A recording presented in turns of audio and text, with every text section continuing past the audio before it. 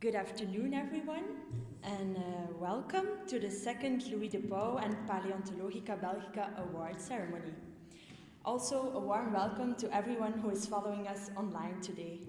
So, Paleontologica Belgica is a young but ambitious organization that wants to promote, support, and protect Belgian paleontology in all its facets.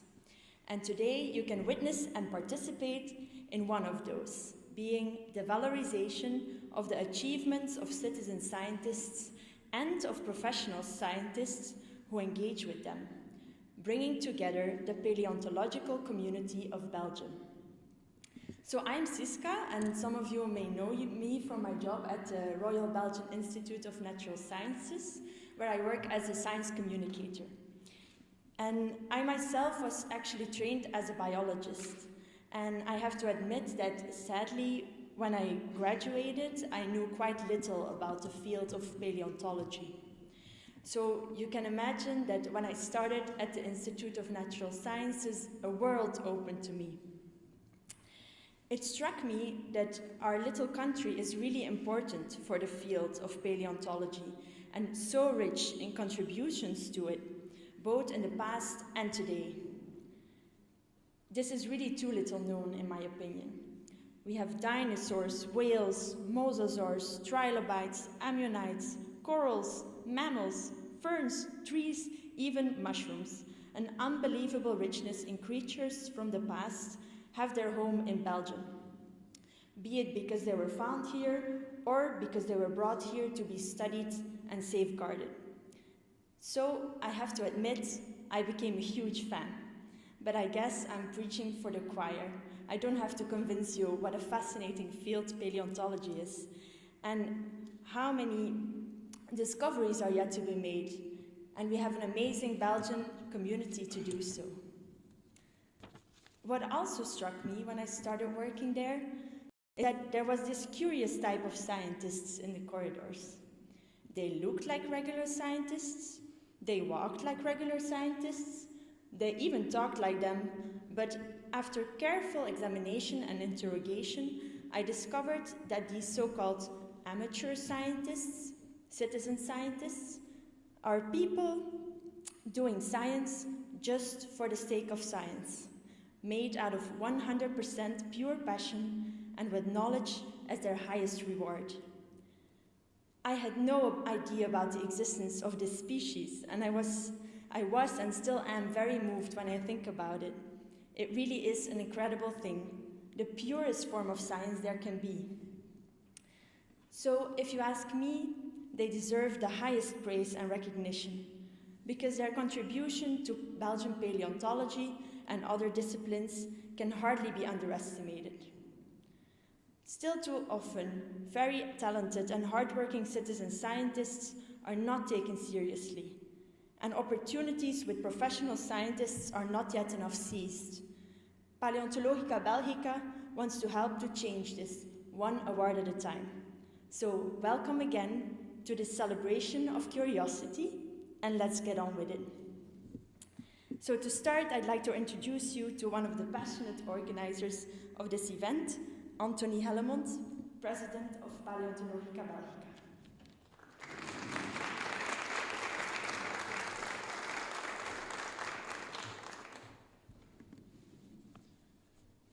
Thank you, Siska, for this wonderful introduction. Good afternoon, everybody. I am proud to open this second edition of the Louis De Pauw and Paleontologica Belgica Award ceremony. And I would like to welcome you all on behalf of our organization, and I hope you will spend a pleasant and insightful afternoon. On this day, as to this day, this event is still the only award ceremony for citizen scientists and professional researchers engaged in citizen science in Belgium.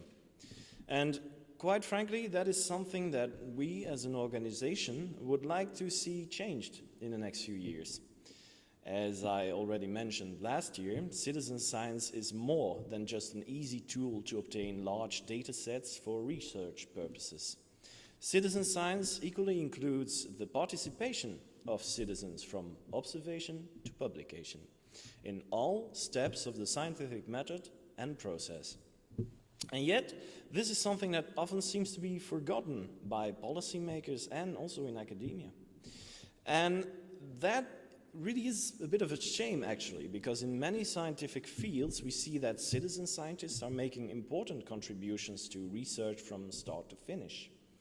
I'm thinking about, you know, in the first place, contributions in paleontology, of course, but I'm equally entitled to say that it also occurs in mineralogy, in geology, in soil sciences, in astronomy, spectroscopy, entomology, ecology, zoology, botany, dendrology, malacology, mycology, ornithology, ichthyology, orchideology, archaeology, history, meteorology, and microscopy, and more.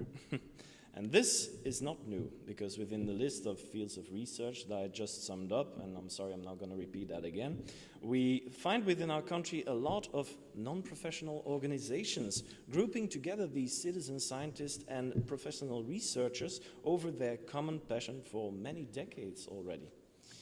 And these organizations, they play an important role in the outreach, the popularization and the stimulation of scientific research for the future. This is something that our esteemed guest for this afternoon, Dr. Frank Halard, will tell you more about. Now, during last year's edition, State Secretary of Science Policy Thomas Dermin said that citizen science shouldn't even exist, because in the end there is only research based upon scientific method and which should not be defined upon the persons or persons involved in the research as such. And there he struck an important chord, because good scientific research should be inclusive. And inclusiveness is a very popular word these days, but all the more relevant in this context. Working as one scientific community regardless of who is actually involved in the process, either professional or non-professional, should not play a relevant role as long as the research is done correctly. We should in fact be blind to it. But I acknowledge that this wish is still a long way to go, but it is not impossible. Other countries have shown us the road we should walk on how professional and non-professional communities can closely collaborate together, stimulate each other, and enrich research in the best of spirits and mutual respect. The road might still be long to abolish the old ivory tower mentality, cognitive bias, and a lack of information concerning citizen science, but today we hope to contribute to this positive change and leave behind the demons of the past. Today, as an organization rooted in paleontological research, we contribute to the valorization of research by and with citizen scientists within our field in close collaboration and with the support of the Vrije Universiteit Brussel and CIVIL, the Flemish Center for Citizen Science, hoping that in a few years from now we will stimulate the next generation of professional and non-professional scientists to easily find each other in their common interests. But let us not forget that today is a celebration. Today is the day we celebrate the people who are making a difference on both ends of the scientific spectrum. Today we celebrate inclusiveness, science, open science, curiosity, and wonder. Today we celebrate passion for research. We celebrate our human hunger for knowledge and understanding. And most of all, today we celebrate two wonderful people whose scientific contributions are an example to us all and citizen science in our country. I thank you all.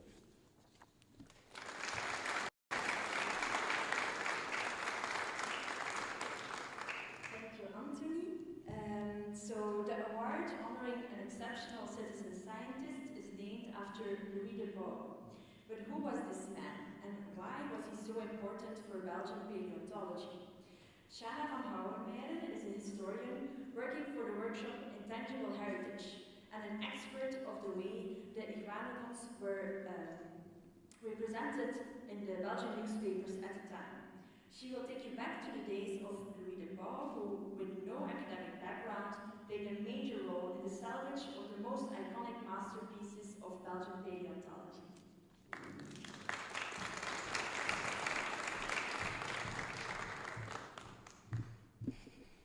Thank you, Siska. Can you all hear me?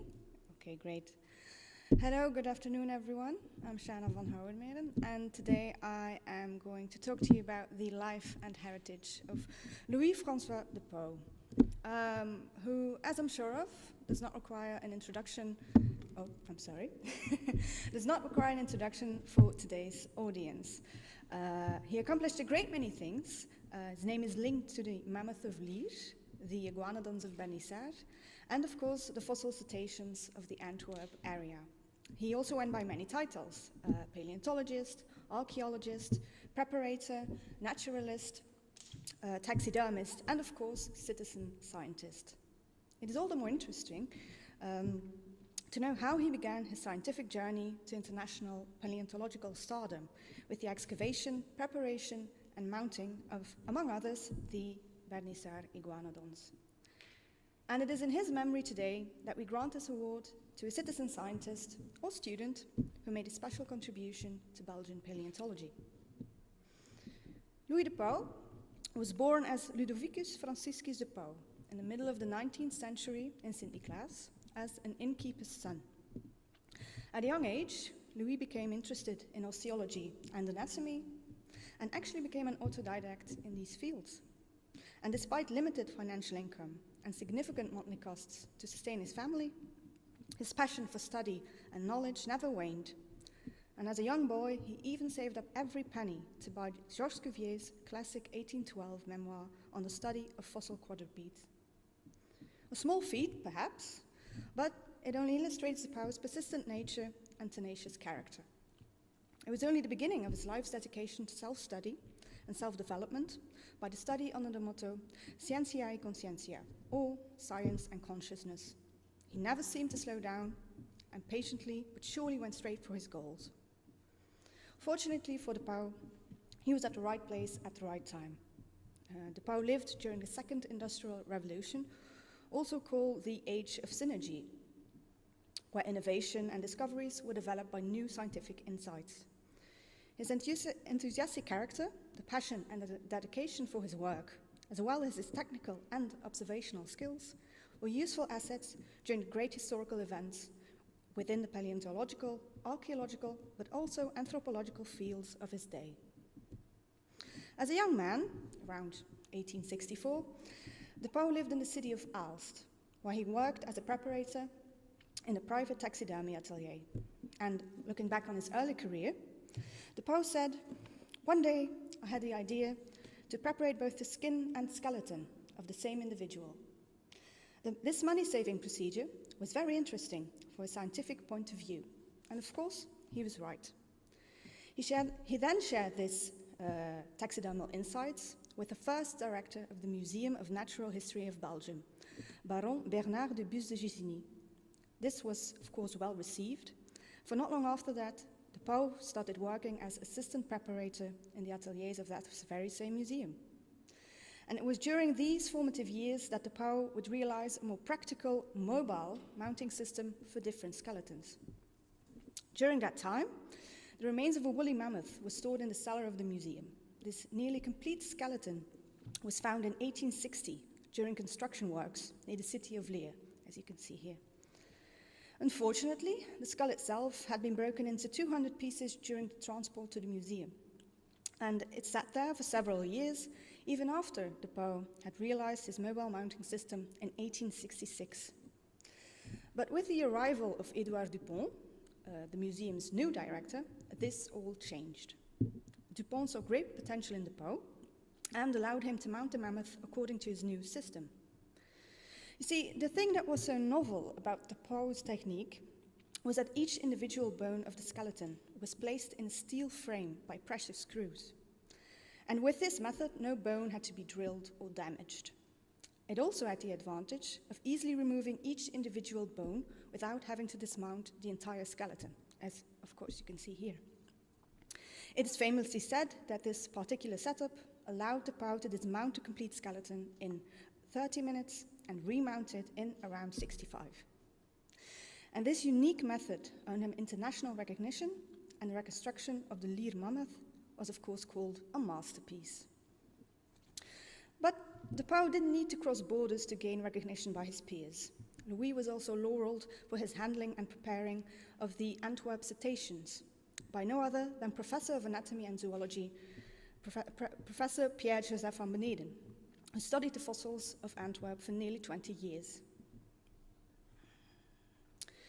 And Van Meneerde was so grateful for De Pauw's work on this massive whale graveyard that he actually dedicated the cetacean Isocetus de Pauwi to Louis, which was a small baleen whale from the Miocene epoch. His friends, on the other hand, and many, many others, called him the father of the iguanodons. De Pauw worked within the Bernissar coal mine for about 3 years. He devised the excavation of 30 iguanodon skeletons and many other fossils, which were found at a depth of more than 320 meters. It was De Pauw they called for when the miners realized they had and after excavation, De Pauw began tackling one of the most famous and important dinosaurs preparations of all times. Now, as these were the first complete dinosaur skeletons ever found, he had no previous examples of how to mount them. And he decided to reconstruct the skeletons upright in the famous kangaroo position. Under the Gothic vaults of the Nassau Chapel, the partial skeleton of Iguanodon AB came to life with a life-size drawing. To convince the Belgian government to fund and continue the excavations in Bernissar, De Pauw attached a photo of the setup to the grant application. And it worked, it was a success. The government was impressed and gave 15,000 Belgian francs to meet the cost of excavating, transporting, and reconstructing the skeletons of the iguanodons. After that, Louis went to reconstruct the very first skeleton of Iguanodon bernissartensis. It was exhibited in the courtyard of the museum's former location at the Mont des Arts in Brussels in 1883. In the following year, the smaller Mantellisaurus was mounted and also exhibited at the same location. Other finds from the Bernissar coal mine, such as skeletons of turtles and crocodiles, were also reconstructed by De Pauw. Now, over the years, Louis De Pauw did not receive the recognition he deserved from the Royal Museum of Natural History of Belgium for his part in this iguanodon saga. His work was nearly never cited, and some of it was even contributed to other scientists. His pioneering kangaroo stance was wrongly accredited to Louis Delot, another scientist famous for his work on the Bernissar iguanodons. After that, in 1884, Louis resigned from the institute. He became a preparator and curator of the natural history collection within the Zoological Museum of the Université Libre de Bruxelles, currently VUB, ULB, sister university of where we are today. Louis provided this university with fossils arranged in groups ordered according to different stratigraphic layers of the Belgian subsoil. This meticulously classified collection, ordered stratigraphically according to the key of the geological map and commissioned by the government, was invaluable to the university. And for this, he was awarded a Diploma of Merit in the category of Natural Sciences. And even though part of the Belgian scientific community didn't give De Pauw enough credit for his pioneering, during his lifetime, De Pauw was frequently invited to foreign scientific institutions for his knowledge and experience.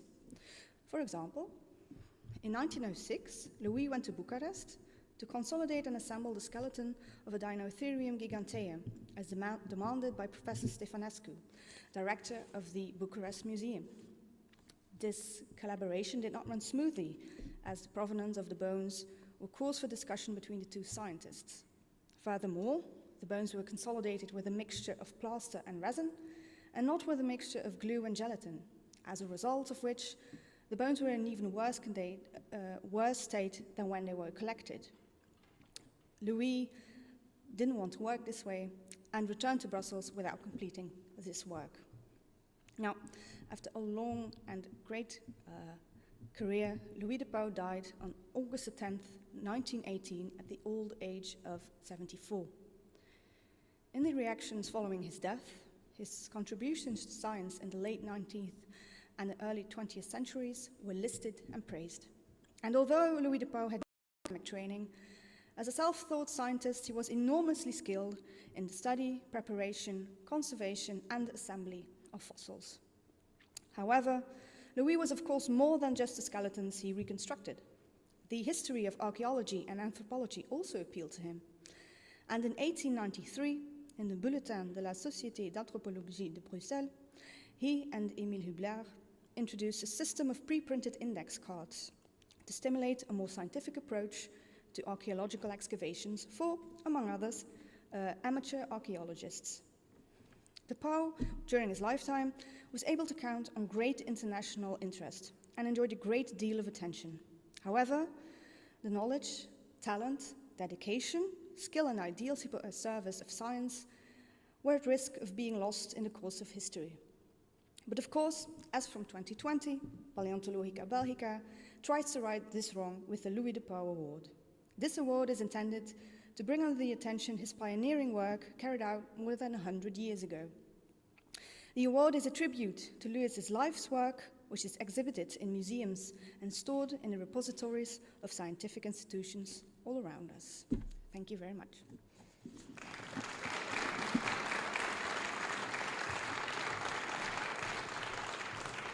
Thank you, Shana, for this very interesting talk. And our next speaker is Dr. Frank Halard. He's a geologist with a long career in education. And in 2018, he submitted his PhD about the history of the Ghent waterways in the Middle Ages from a geological perspective. And he also wrote a book about it. He will tell you about the bigger picture of citizen science in the earth sciences.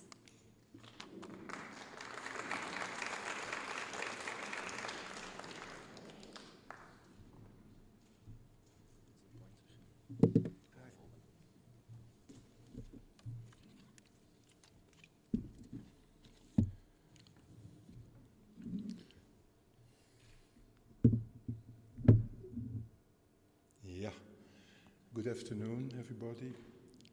Thanks for the invitation. Ik spreek niet zo goed Nederlands, Engels bedoel ik, en ik ga u dat besparen. Mijn uitspraak van het Engels is nogal schabouwelijk en mijn zinsbouw ook. Ik zou voorstellen om mijn toespraak, om mijn lezing van 15 minuutjes in het Nederlands te houden. Dus, voilà. Ik ga het hebben over citizen science in the earth sciences. Dus zij die het Nederlands niet goed machtig zijn, kunnen in het Engels meevolgen.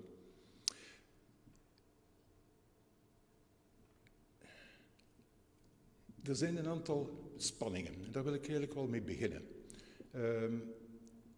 In die zin dat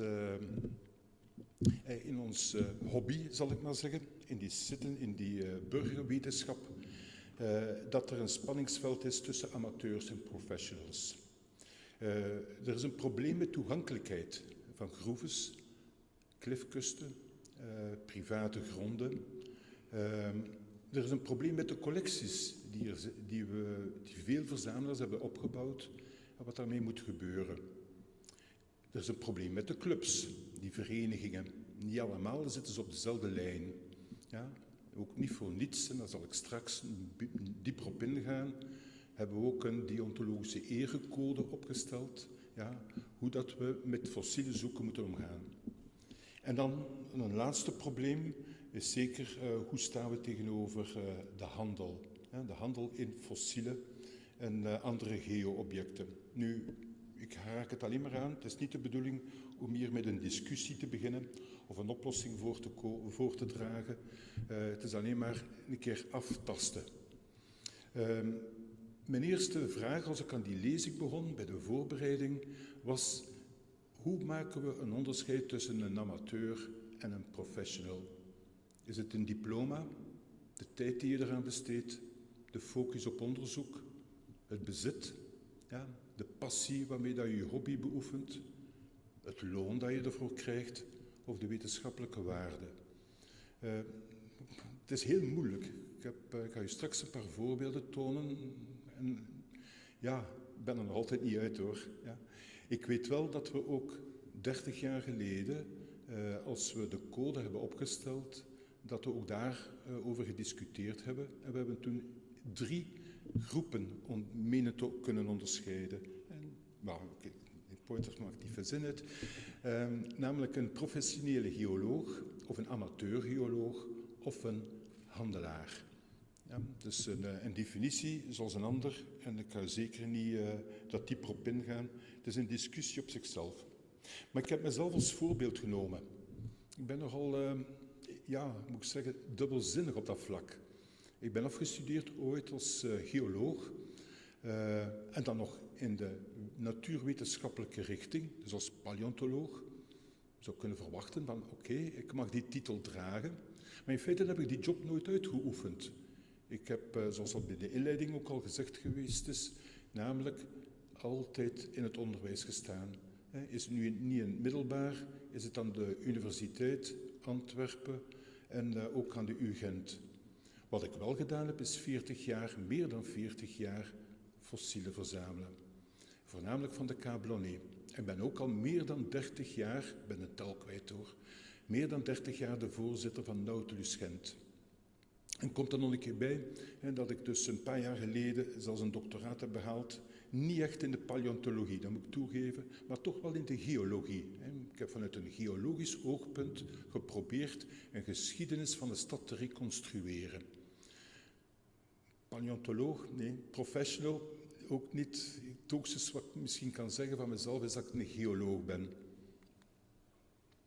Ik ben dan ook een keer bij andere mensen gaan kijken. En er zijn er maar 3, gewoon op het internet hoor, Google. Ja? En gewoon 3 namen geselecteerd en kijken hoe dat ze zichzelf omschrijven. Noemen ze zichzelf al paleontoloog?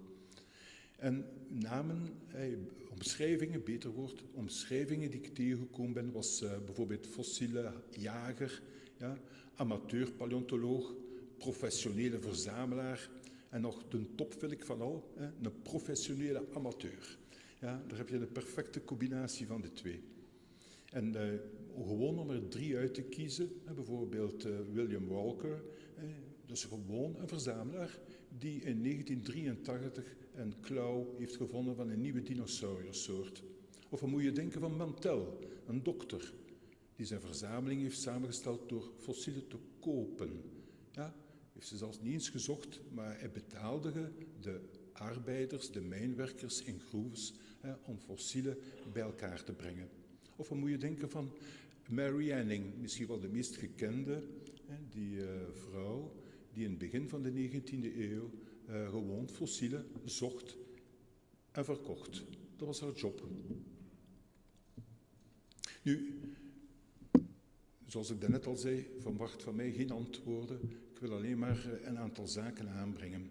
En bijvoorbeeld ook de Cablonnet. Dat is mijn favoriete plaats.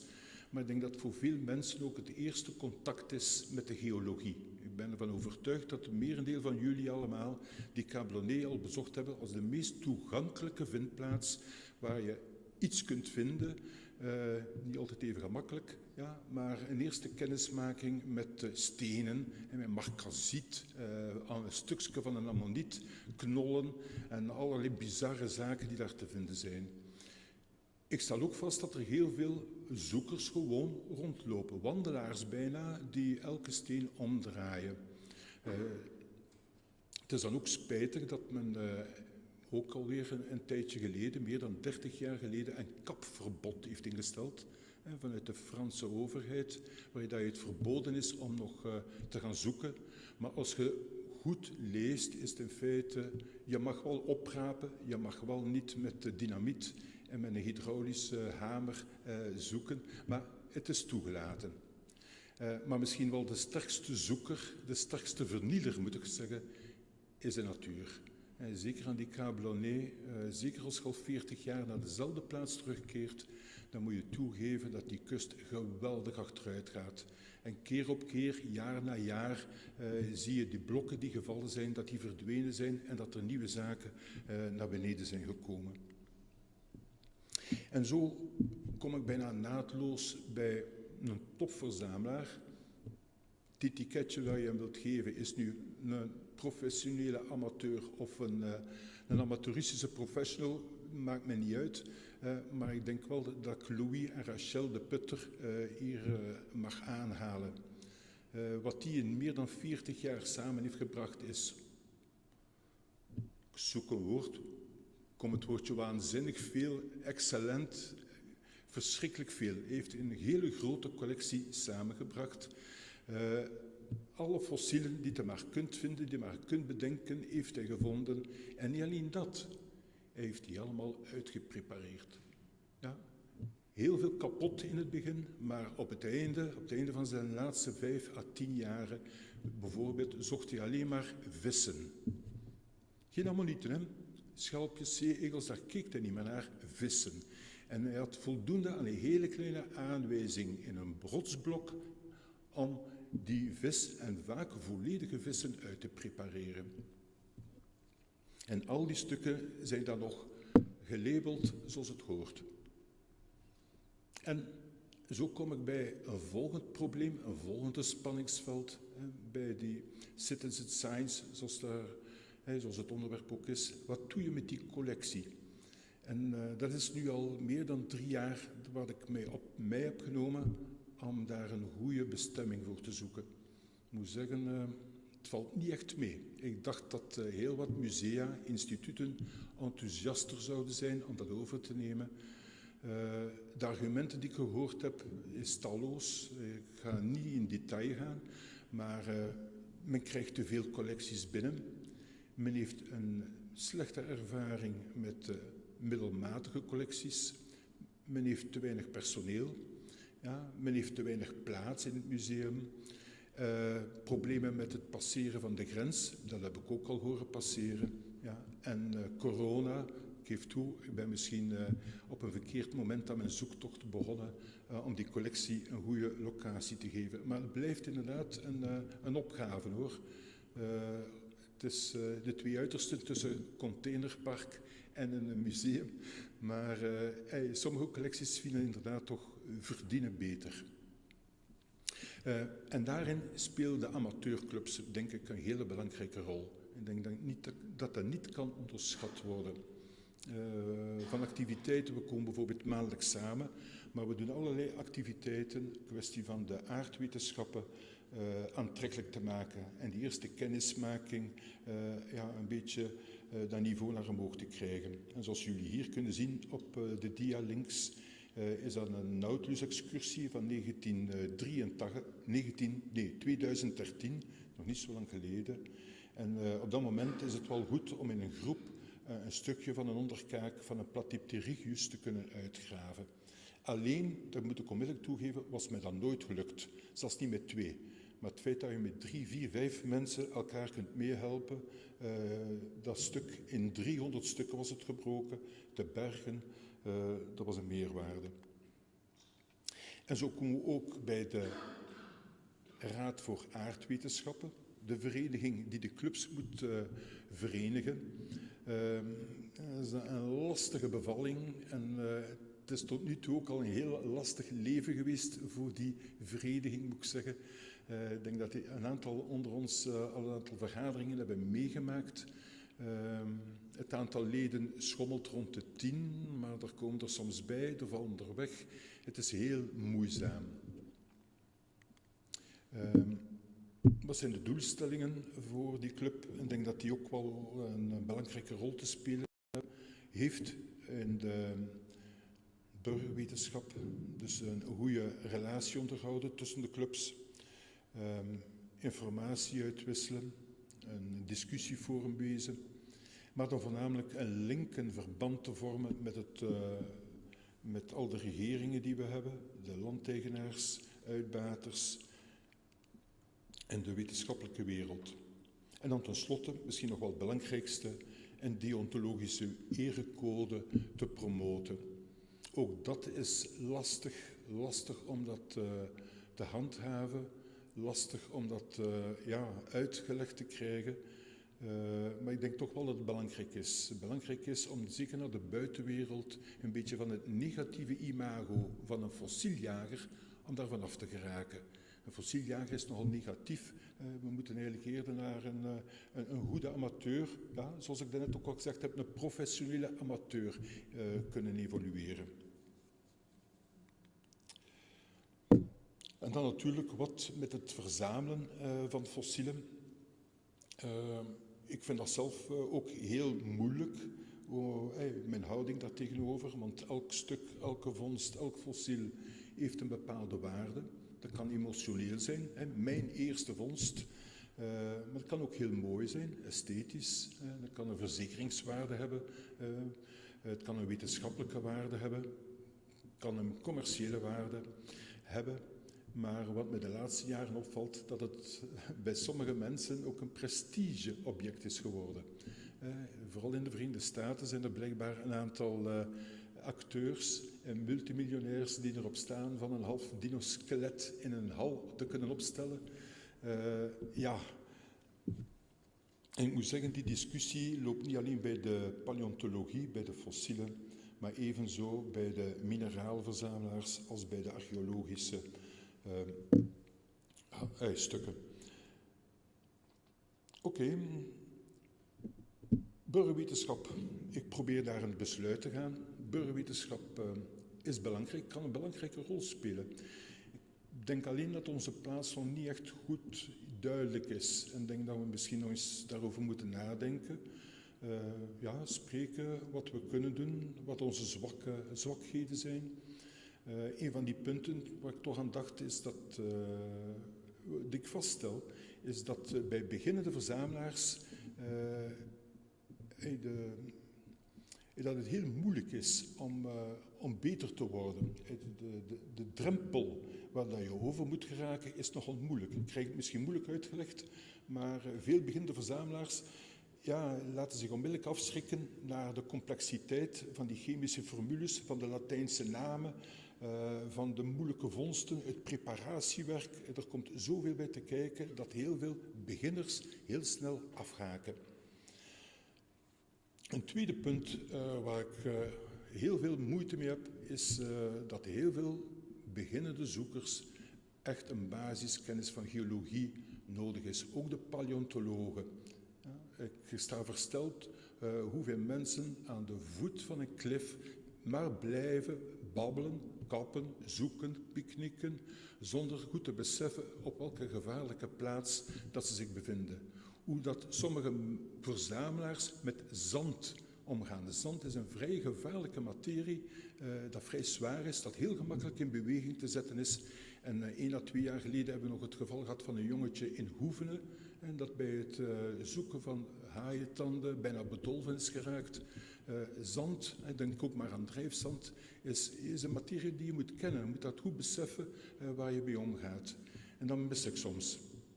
En dan, wat heel veel verzamelaars ook kunnen gebruiken, is hulp bij het verzamelen. Ja, en zeker met het schrijven van, het is onnozel hoor, ik weet het, etiketjes, alstublieft. En het is niet omdat je alle stukken zelf van buiten kent, dat als je ooit verdwijnt of verhuist, of het vergeten bent gewoon, dat alle stukken terug te brengen zijn. Ik heb al heel veel mooie museumstukken zien verdwijnen, omdat er geen etiketje bij is. En dat onmogelijk te achterhalen was wat het nu eigenlijk de herkomst was en wat het was. Nu, ik wil toch ook iets zeggen aan de organisatoren hier van de Paleontologica Belgica. Ik denk dat ook dit hier een heel mooi voorbeeld is van een samenwerking, een potentiële samenwerking tussen die wetenschappelijke wereld en die amateurwereld. Alleen heb ik toch wel een beetje moeite met de contacten. In feite, sorry, maar ik zou bijna moeten... De zaal zou hier vol moeten zitten. Oké. Ik was alleen maar aan het kijken naar zijn geknik. Maar inderdaad, er zouden veel meer mensen hier naartoe moeten komen. Maar daarvoor moet er eerst een aantal, en daar heb ik het weer over, die drempels moeten weggewerkt worden. Dus evident is dat niet. En zo kom ik bij de laatste. Het zijn weer al vragen. Ik geef toe, ik heb een korte lezing gegeven met meer vragen en spanningsvelden en onopgeloste problemen, maar ik wil ze ook niet uit de weg gaan. Wat mij geweldig aan erger zijn de cowboys onder ons. Niet hier in de zaal, daar ben ik van overtuigd. Maar ik zie, zeker aan de Cabriolet, toch een aantal mensen bezig dat ik denk van, hoe is het mogelijk? Hoe is het mogelijk dat je met zo'n mooie hobby bezig bent? Langs de andere kant zie ik ook een aantal paleontologen, heel braaf en stilletjes en van echt op afstand en echt kijken naar beneden, uit die motoren, kijken naar die prutsers, die onnozelaars, die amateurs, heel minachtend. Ja, dat zijn zo twee uitersten waar toch mag aan gewerkt worden. Wat mij ook opvalt is dat ik telkens opnieuw de professionals, de professoren, het trekt er bijna op, ja, moet ervan overtuigen wat die amateurs toch mee bezig zijn, wat ze verzameld hebben. En het is een hele opgave om die professionals een keer naar een verzameling te laten kijken. Want ik ben ervan overtuigd in heel van die verzamelingen, ook van jullie bijvoorbeeld, dat daar zaken tussen zitten die echt het onderzoek waard zijn, meer dan waard zijn. En ook omgekeerd. Ja, dat is een taak voor de amateurs bijna, voor de verzamelaars. Ik vrees dat de meesten echt niet goed weten waar het huidig actueel geologisch en paleontologisch onderzoek mee bezig is. Het omgekeerde is dus ook het geval. En er is dus veel werk aan de winkel. Ik herhaal het nog een keer. Het is meer een vogelvlucht in 15 minuutjes over een aantal problemen, onvolledig en spijtig misschien voor de organisatoren in het Nederlands, maar toch dank voor de aandacht.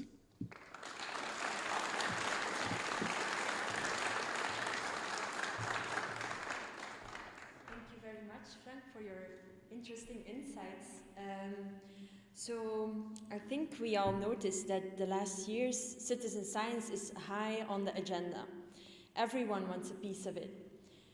And in paleontology, you already know this for a while, but now the momentum is there and we better make use of it.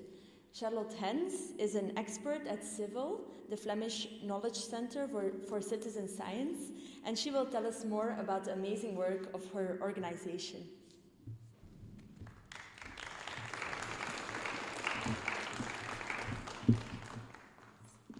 Thank you, Siska, for the nice introduction. Do it like this. So, first of all, we as CIVIL are very happy that Paleontologica Belgica organizes this event, these awards to honor citizen scientists in the field of paleontology. And of course, we would like to see this happen in other areas of research in the future also. This I've said, possibly not everybody knows what CIVIL does or what kind of activities we do. So I'll gladly take you with me through our goals and more specifically what activities we do to make these goals reality. So we are funded by the Flemish government, and roughly said we want to unite, support citizens, scientists, policy makers, everyone who is enthusiastic about citizen science around the topic of citizen science. And we do this with these four main goals as a hot topic. And the first one is promoting citizen science as a research method, so that contributing to the solutions to scientific or societal problems is accessible for everyone. And we, for example, do this with our expo on citizen science. It contains some general information about what citizen science is and how you can become a citizen scientist yourself. But most important, as you can see on the photo, the focus is on real concrete projects with a call to action to the visitors to become a citizen scientist themselves. But next to that, we also give a lot of presentations, workshops, a different event for different target groups. Voila. And then our second goal is to connect citizen science stakeholders so that together they can realize more impactful citizen science projects. And our main event for that is our yearly Citizen Science Networking Day, where we cover different aspects of citizen science. Last year we of course did an online version due to Corona, but this year we will be back at the 15th of November, so I gladly invite all citizen science enthusiasts to this day, where you will be treated with an inspiring keynote by Margaret Gold and followed by lots of sessions on different topics of citizen science, for example, communicating with citizen scientists, but also data visualization, etc. And there will be also one session fully focused on the appreciation of citizen scientists, where Anthony Hellemond, the president of Paleontologica Belgica himself, will also talk about this event, this award. So take a look at our website and the program and register if you're interested. Then our third main goal is to support citizen science initiatives, so they are diverse, qualitative, and also internationally leading. Our main tool to this goal is our website, of course. There you can find all information about what we can do for you or what advice we can give you. For example, we have written guides and handbooks about different topics of citizen science. For example, communicating in citizen science, motivating, engaging your citizens on the long term. Also one data chapter where we talk about managing your data and tackling issues like privacy and ethical issues. And our last one was a roadmap for local government. Next to that, we also give workshops, presentations, and personal advice. So if you're interested or you have a question for your specific situation, just come to us and we would like to help you. We often get questions about funding for citizen science. That's still a hot topic, so we can give you an overview of pending project calls on our website. Not every one will be relevant for your situation, but if you want to set up a project and don't know where to start, go take a look and maybe we can be a help for you. You can also find some tips and tricks on writing a good proposal. And lastly, Civil also assist policy institutions if they want to set up an open call for citizen science project only. But there's much, much more on our website. For example, the success stories. Every month we interview inspirational citizen science project for our newsletter. And there's also one about paleontology. Go take a look. It's very interesting articles, must read. Voila.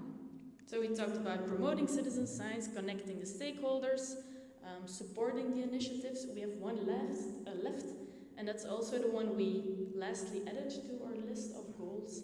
And it's innovating the research method of citizen science so that it remains adapted to the latest scientific but also societal evolutions.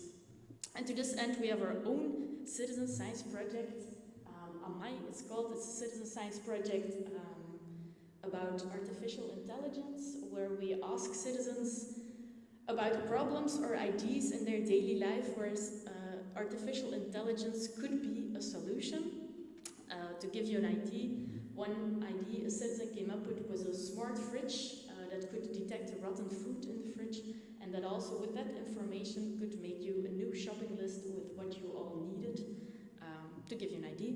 In the next phase, research institutions can come up with a proposal to co-create a solution to one of these ideas of the citizens.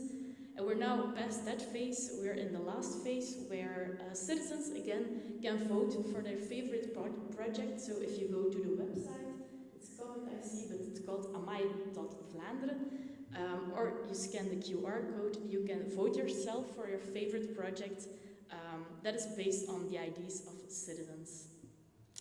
Next to that, we also do our own research where we map the Flemish citizen science landscape. For example, we investigated how well the method of citizen science is known by researchers, what their opinions about it are, attitudes, etc. And on the other hand, we also did a research on the citizen in citizen science, who are these citizens, demographics, but also motives, etc. Voila, that was it for me. There still rests me to thank you, and if any question about citizen science or you need support, you can you can just send her on as an email and we'll like to help you. Voilà, thank you.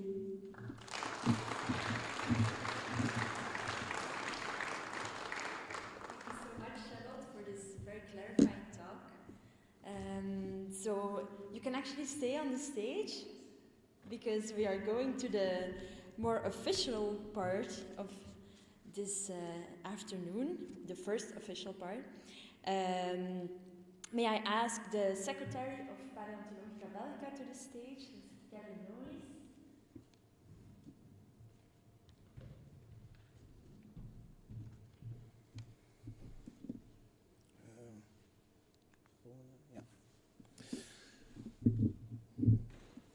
Thank you, Siska and Charlotte, for this wonderful introduction about the mission of Civil. Ladies and gentlemen, in this part of the ceremony, we like to introduce the laureate of this year's Louis De Pauw Award 2022. In this part of the ceremony, we like to introduce the laureate of this, in this speech of praise, or laudatio in Latin, we'd like to focus on the achievements of a citizen scientist who really made a difference in the field of paleontology in Belgium. In order to take away any doubt from our audience online or here in the auditorium, I feel obliged to explain that the decision of a laureate is taken by a special scientific committee consisting of different representatives from academia, governmental research institutions, and non-profit organizations who are active throughout the entire Belgian territory. In mutual agreement, they decide upon a laureate and discuss the different submissions that have been received prior to the meeting. Everyone, and I literally mean everyone who is actively engaged in a non-professional paleontological research within a Belgian framework, can be introduced as a potential laureate. And this spring, a unanimous decision was quickly reached for this year's winner. I hereby wish to once again thank the members of the Scientific Council for their input and venerable task. And so, our 2020 Louis De Pauw laureate embodies all the qualities of a self-taught citizen scientist who found his paleontological specialization early on and grew to become a true expert in his field. He did not shy away from collaborations with professional researchers and started to publish quickly during his scientific journey. This year's laureate is a prime example of a person who diligently applies comparative anatomy to the study of his subject, as once did the famous French naturalist Georges Cuvier during the 18th and the beginning of the 19th century. Now, of course, applying the latest research methods that are available in the 21st century. But a scientific journey, either from professional or a non-professional side, is never easy. A vast set of skills to be acquired throughout the formative years as a future scientist to get up to speed with the latest discoveries, insights, methods, and techniques in the field. And this, ladies and gentlemen, is often a hard thing to do. It requires passion, dedication, and a continuous will to learn for many years. Ask any professional scientist around you, and they will agree that this is never an easy thing to do. Add to all of this the task of starting and raising a family with kids and a day job in a completely different field, and this only makes the journey more daunting than it already was. This is certainly the case of this year's laureate, who as a family man found the time to become a recognized expert in his field with more than 35 peer-reviewed publications, to be an international referee for many scientific magazines such as the Zoological Journal of the Linnean Society in the UK, to become a CITES expert for Belgium and France, to educate children and adults on his research via lectures in schools, to actively promote outreach via exhibitions and classic and social media, emphasizing the contributions of citizen scientists, and to erect a research organization by himself. And now we easily understand why the scientific committee was very quick in reaching their decision. Ladies and gentlemen, it is with great pride and a huge sense of respect and admiration that I would like to introduce to you the Louis De Pauw Laureate of 2022. Please give a warm round of applause to Mr. Frederik Mollen.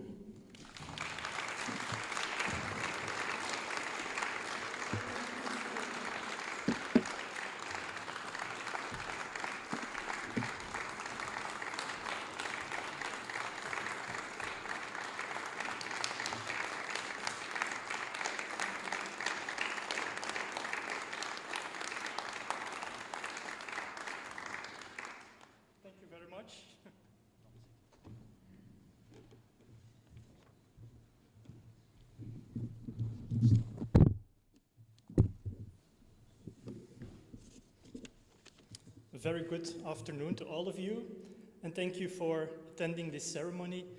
If you don't mind, I would like to continue in Dutch as well. That would make it more easy for some people to follow, and especially our children.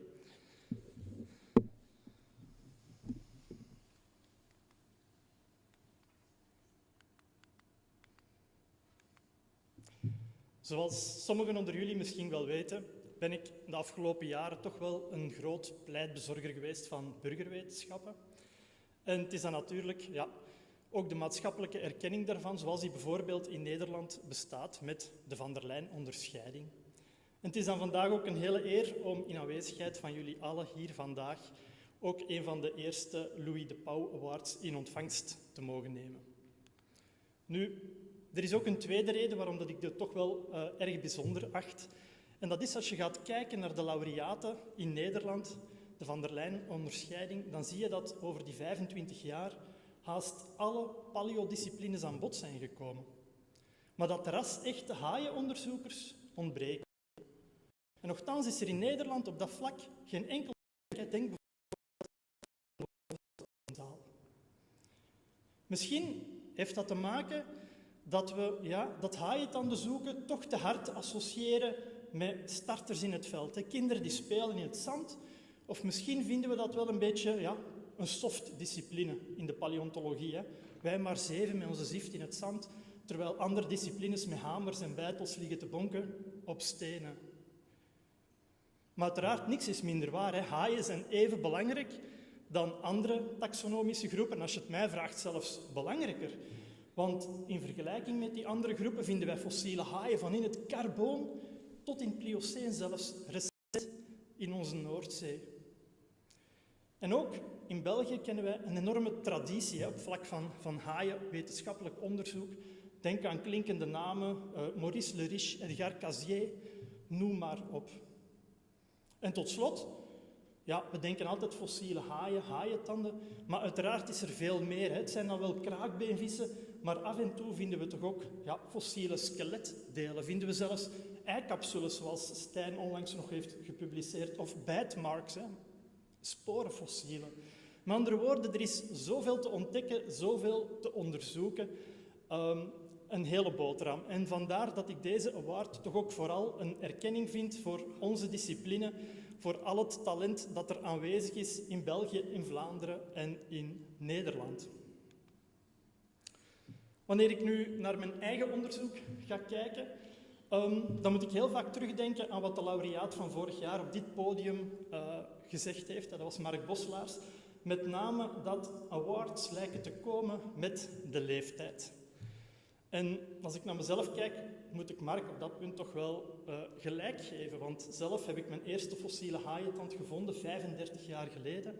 Dat was op het strand in Zwin samen met mijn ouders en mijn zus. En ik moet wel zeggen, ik had toen een hele brede interesse in natuurwetenschappen. Samen met mijn buurmeisje toen, Goedele, gingen wij vlinders vangen, gingen wij planten drogen. Maar uiteindelijk was het de papa van Goedele, Emmanuel, ook in de zaal, dankjewel Emmanuel, die eigenlijk de microben helemaal meegaf. Want wat bleek, Emmanuel had in zijn jeugdjaren ook zelf fossiele haaien verzameld. En hij liet zijn verzameling aan mij zien, en dat waren geen kleine tandjes van de zee, maar dat waren echt grote megalodons van het dorp uit de buurt. En op die manier was ik uiteraard helemaal verkocht. Daarnaast heb ik in mijn jeugdjaren ook heel veel gehad aan wat er straks al aan bod gekomen is, de paleovenootschappen of paleoverenigingen. En 2 wil ik vandaag de dag toch ook heel expliciet aan bod laten komen. De geologische kring TELUS, vandaag de dag beter bekend als HONA, en ook de BVP. Ik ben dan ook heel verheugd om de erevoorzitter van destijds van TELUS, Noël de Lange, hier bij ons in het midden te hebben, en ook Dirk Geets. Want bijvoorbeeld bij TELUS kreeg ik als jonge knaap de kans om mijn eerste lezing te geven. Dat was trouwens samen met Ben Dazen. Een hele belevenis. En bij de BVP leerde ik tal van andere mensen weer kennen, waaronder een Christian Hoedemakers. En daar kreeg ik 3 heel belangrijke levenslessen mee. Ik kom daar zo dadelijk nog wel op terug. 1, zoek in de laag in situ. Stop met die opgespoten terreinen. 2, durf groots te denken. Verwijzend naar de zonderschot opgravingen die BVP toen organiseerde. En 3 start ook met het verzamelen van recent vergelijkingsmateriaal. In mijn jeugdjaren heb ik eigenlijk het ook nooit nagelaten om contact zelf te zoeken met professionelen. En wie lag er eigenlijk toen? De auteur van het boekje De fossiele haaientanden van België van het cabin, Dirk Nolf. En ik moet zeggen, eigenlijk, dat eerste contact is volledig in het honderd gelopen. Ik heb echt letterlijk mijn eerste afspraak met Dirk gemist. Dat waren nog pre-internettijden, dat was telefonisch, ik was nog jong, dat is in het honderd gelopen. Maar een volgende poging was dat wel gelukt. En ik moette Dirk Nolf, maar ook daar, dat was toch niet helemaal zoals het moest. Want ik had een heel zeldzaam fossiel bij dat ik wou laten zien. Dirk vroeg dat hij het in bruikleen kon nemen. Ik deed dat, maar achteraf heeft hij dat fossiel verloren gelegd op zijn bureau. Nu, bij een volgende bezoek heeft Dirk dat helemaal terug goed gemaakt. Want hij gaf een hele stapel memoires van het cabin gratis met me mee. En meer nog, Dirk nodigde mij bij hem thuis uit om te gaan dineren met de top-expert van de wereld, Henri Capetta. Maar omgekeerd heeft dat Dirk ook geen windeieren gelegd, want ik bracht dan weer vissen voor Dirk mee, fossiele otolieten. En zo was het eigenlijk een start van een heel nauwe samenwerking met het instituut. Niet enkel met Dirk, maar met ook nog tal van andere wetenschappers, zoals een Stijn Golaerts en een Wim Wouters hier ook vandaag in de zaal. Na mijn studies ben ik dan eigenlijk stelselmatig die levenslessen van de BVP in de praktijk gaan omzetten. De eerste 2 levenslessen waren: probeer groots te denken, ga in situ verzamelen. En dat was de start voor het organiseren van eigen opgravingen. Grote opgravingen, zijn er ondertussen tientallen, zo niet honderden geweest. En die opgravingen, dat had nooit mogelijk geweest zonder de samenwerking met een team van fantastische vrienden. Vandaag hier ook in de zaal, Theo Lambrechts, Luc Antonis. Helaas, door persoonlijke reden konden zij vandaag hier niet zijn. Maar wel Ben, Bert en Erik. Heel erg bedankt voor deze fantastische journey. En ook op onze opgravingen hebben we nooit nagelaten om professionelen uit te nodigen. Uiteraard Dirk Nolf, maar ook vele andere, ook professoren van universiteiten, hun studenten en andere burgerwetenschappers. Eén professioneel zou ik toch wel heel graag expliciet in de kijker willen plaatsen vandaag, en dat is Jacques Herman. Jacques Herman, professioneel van de Belgische Geologische Dienst. En zolang dat Jacques zijn gezondheid het heeft toegelaten, heeft hij denk ik geen enkele van onze opgravingen gemist. En tijdens de opgravingen wist Jacques keer op keer tegen ons te zeggen van: jongens, jullie zijn mijn ogen op het terrein. Vous êtes mes yeux sur le terrain. En dat heeft er ons toe geleid om die fantastische teamoutfit te maken. Nous sommes les yeux de Jacques. Helaas, Jacques is er niet meer, heeft ons verlaten dit jaar. Van de t-shirts blijft niet veel meer over, maar we hebben er toch nog 1 in de kast gevonden. En deze is toch wel echt voor Jacques.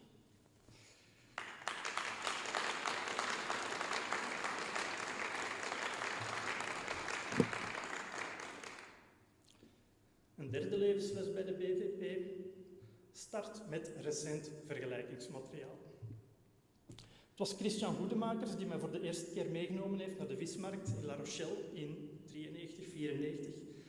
En ik moet zeggen, dat was toch even schrikken. Dat was heel vroeg opstaan, eigenlijk midden in de nacht. Het was daar ijskoud, dat stonk en dat was bloederig. Maar toch op een of andere manier heeft ook die microbe mij te pakken gekregen en probeer ik gemiddeld 1 dissectie te doen per week. En als je dat dan 25 jaar volhoudt, dan krijg je een gigantische referentiecollectie van meer dan 1000 haaien die nu in onze living staan.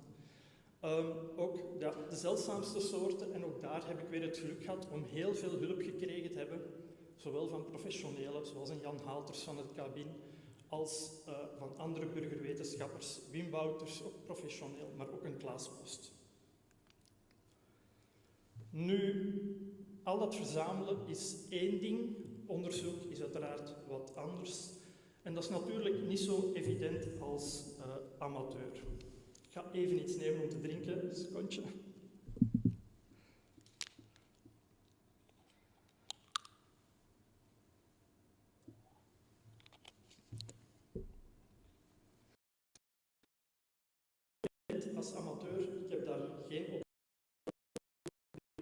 haast alles zelf uit eigen zak betalen. En je hebt ook helemaal geen toegang tot gespecialiseerde apparatuur. En daarvoor moet je overal gaan aankloppen bij professionele instituten. En ik moet over het algemeen zeggen dat ik daar altijd heel goed mee ben geholpen. En een heel concreet voorbeeld daarvan is eigenlijk het CT-scannen. CT-scannen is vandaag de dag heel gebruikelijk, toegankelijk ook in alle wetenschappelijke onderzoek, maar 10, 12 jaar geleden was dat absoluut niet het geval. En dan ben ik zelf gaan aankloppen bij het hospitaal Middelheim in Antwerpen. En ik ben daar ontvangen door Frank Halard. Frank had helaas ook een dubbele boeking met zijn werk, kon hier niet bij zijn. Maar ik wil hem toch ook wel expliciet bedanken voor de vele jaren dat hij mij daarmee geholpen heeft. Al die studie levert natuurlijk ook heel wat nieuwe kennis. Kennis die je wilt delen met de wereld. En ja, het meest voor de hand liggend is uiteraard gaan publiceren in wetenschappelijke publicaties. Ik ga daar niet verder op in, maar mijn eerste publicatie heb ik kunnen uitbrengen in het jaar 2007. Nu, als je die lijst ziet, dat is eigenlijk ook een sneeuwbal die stilletjes aan begint te rollen en die nu goed op gang komt. Dat lijkt allemaal evident, maar als amateur was dat toch niet zo evident hoor, want in feite heb ik mijn eerste manuscript al 10 jaar eerder ingediend en ik heb toen eigenlijk het tekstel volledig op de neus gekregen. Want een van de reviewers, de professionele, was heel kritisch. Ik moet toegeven, alle begin is moeilijk, alles kan beter, maar de argumenten destijds, zelfs tot vandaag, vond ik dat die dat niet echt rechtvaardigden om dat echt volledig af te schieten, zal ik maar zeggen. Maar ik had toen geluk met de editor van dienst, dat was John Jacht van het museum in Maastricht. En die heeft altijd mij blijven aanporren, blijven stimuleren om niet op te geven. Nu, ik had het wel even voor bekeken gehouden. Het heeft 10 jaar geduurd voordat ik dan echt zou gaan publiceren. Maar die jaren zijn ook niet verloren geweest, want samen met John hebben we een hele goede vriendschap opgebouwd en ze hebben wetenschap op een heel andere manier naar buiten gaan brengen.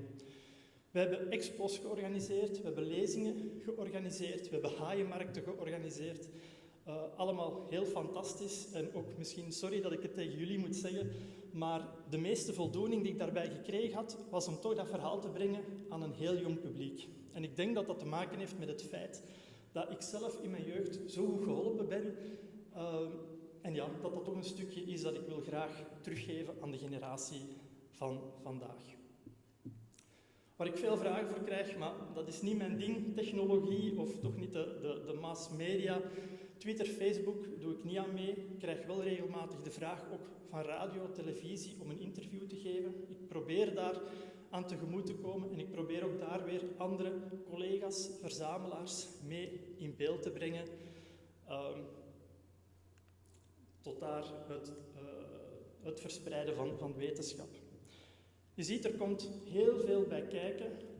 Dat is niet altijd even evident om dat allemaal te combineren met een fulltime job, met een jong gezin.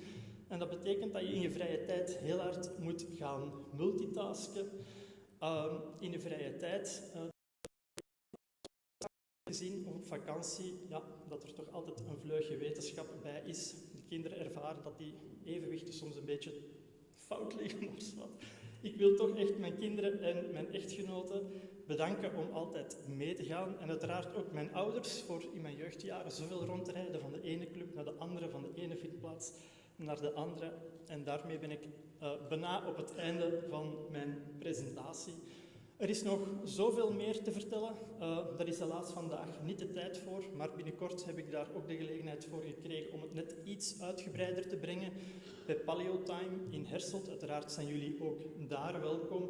En dan wil ik tot slot vooral toch het organiserend comité van harte bedanken voor dit toch wel fantastische initiatief.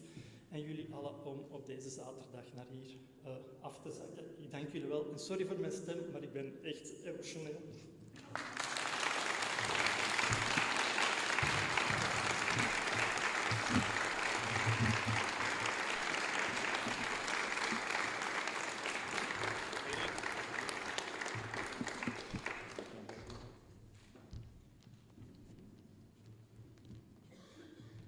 Bijpassende oorkonde. Dankjewel. Oei. A warm round of applause for Jerry.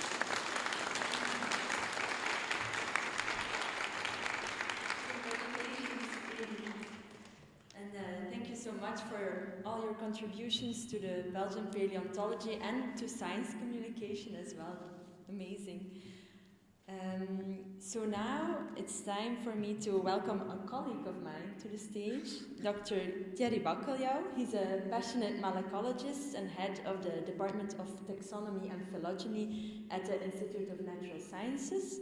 And I have to say he's a blessing to work with as a science communicator because he's a person of great charisma, humor, and he doesn't fear the microphone. Enjoy.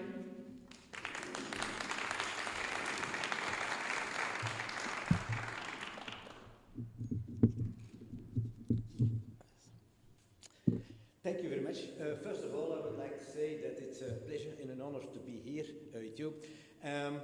And I would like to entertain you a little bit about one point that I think is very important in citizen scientists or in citizen scientist activities, and that has to do with, actually, you brought it already up, it is talking about science, it is spreading science, and it is particularly dealing with a lot of misunderstandings about science. We live in times where we see that people start doubting more and more about science, about scientific discoveries, about the relevance of science for society. We have a lot of people doubting about, for example, climate change. People having doubts about, for example, vaccinations. Think about the COVID-19 period. In a long time, excuse me, there's a very traditional doubt about evolution. And particularly you, as a paleontologist and in citizen science, you can really help here in making evolution better understood by a larger audience, by many other people in your surroundings. And I would like to start with a general theme. Why is evolution important? Well, evolution is basically the overall framework that makes sense to all biological processes. And the point is that, in fact, many people already have a problem in knowing what is evolution. What do we understand by biological evolution? And it's a very complex thing, but if you want to explain it and you ask students, I do it sometimes to my students, and when you ask them, what do you understand by evolution? Most of them have only an approximate answer, or have, they say, yeah, it's natural selection, or it's something with mutation or something like that. But actually a good, simple definition about what biological evolution is usually, yeah, it's not there, it did not happen. And actually the most easy way to explain it, roughly, is saying, well, actually, biological evolution is nothing else but the fact that the genetic composition of populations changes over time. Time expressed in generations. And that is accompanied by descent with modification. Okay, that's a theoretical explanation. But it explains more or less everything that happens with evolution. Now, of course, that's a difficult concept, and indeed, a lot of people have difficulties with that concept, or even have no knowledge about that concept, and so it's important to try to explain it. And yes, a lot of scientists, citizen scientists, professional scientists, doesn't matter, they try to explain it, but quite often we see that people don't understand it, and still a lot of people will reject the idea of evolution. Think about creationism. And I use creationism actually to explain a little bit about how actually we should try to better explain evolution, because we all too often explain evolution in a way that is confusing for people who are not into the matter.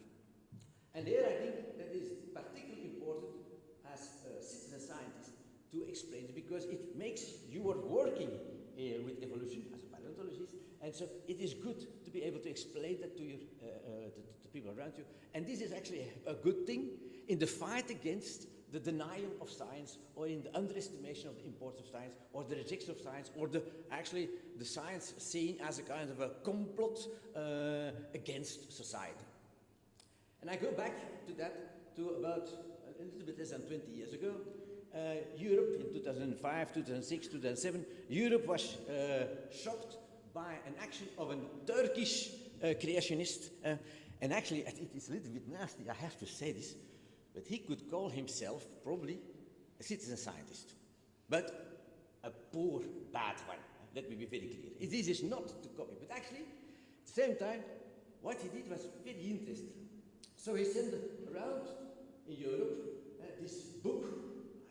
It's really heavy, it's more than 5 kilo. It's really very nicely published, the Atlas of Creation. And in that book, he tried to explain, he tried to prove scientifically that evolution is not true. It's not taking place. He published a lot of other books and so on. If you put the name Harun Yahya in Google, you get websites and you get plenty of books, videos, whatever you want, all around these kind of weird theories.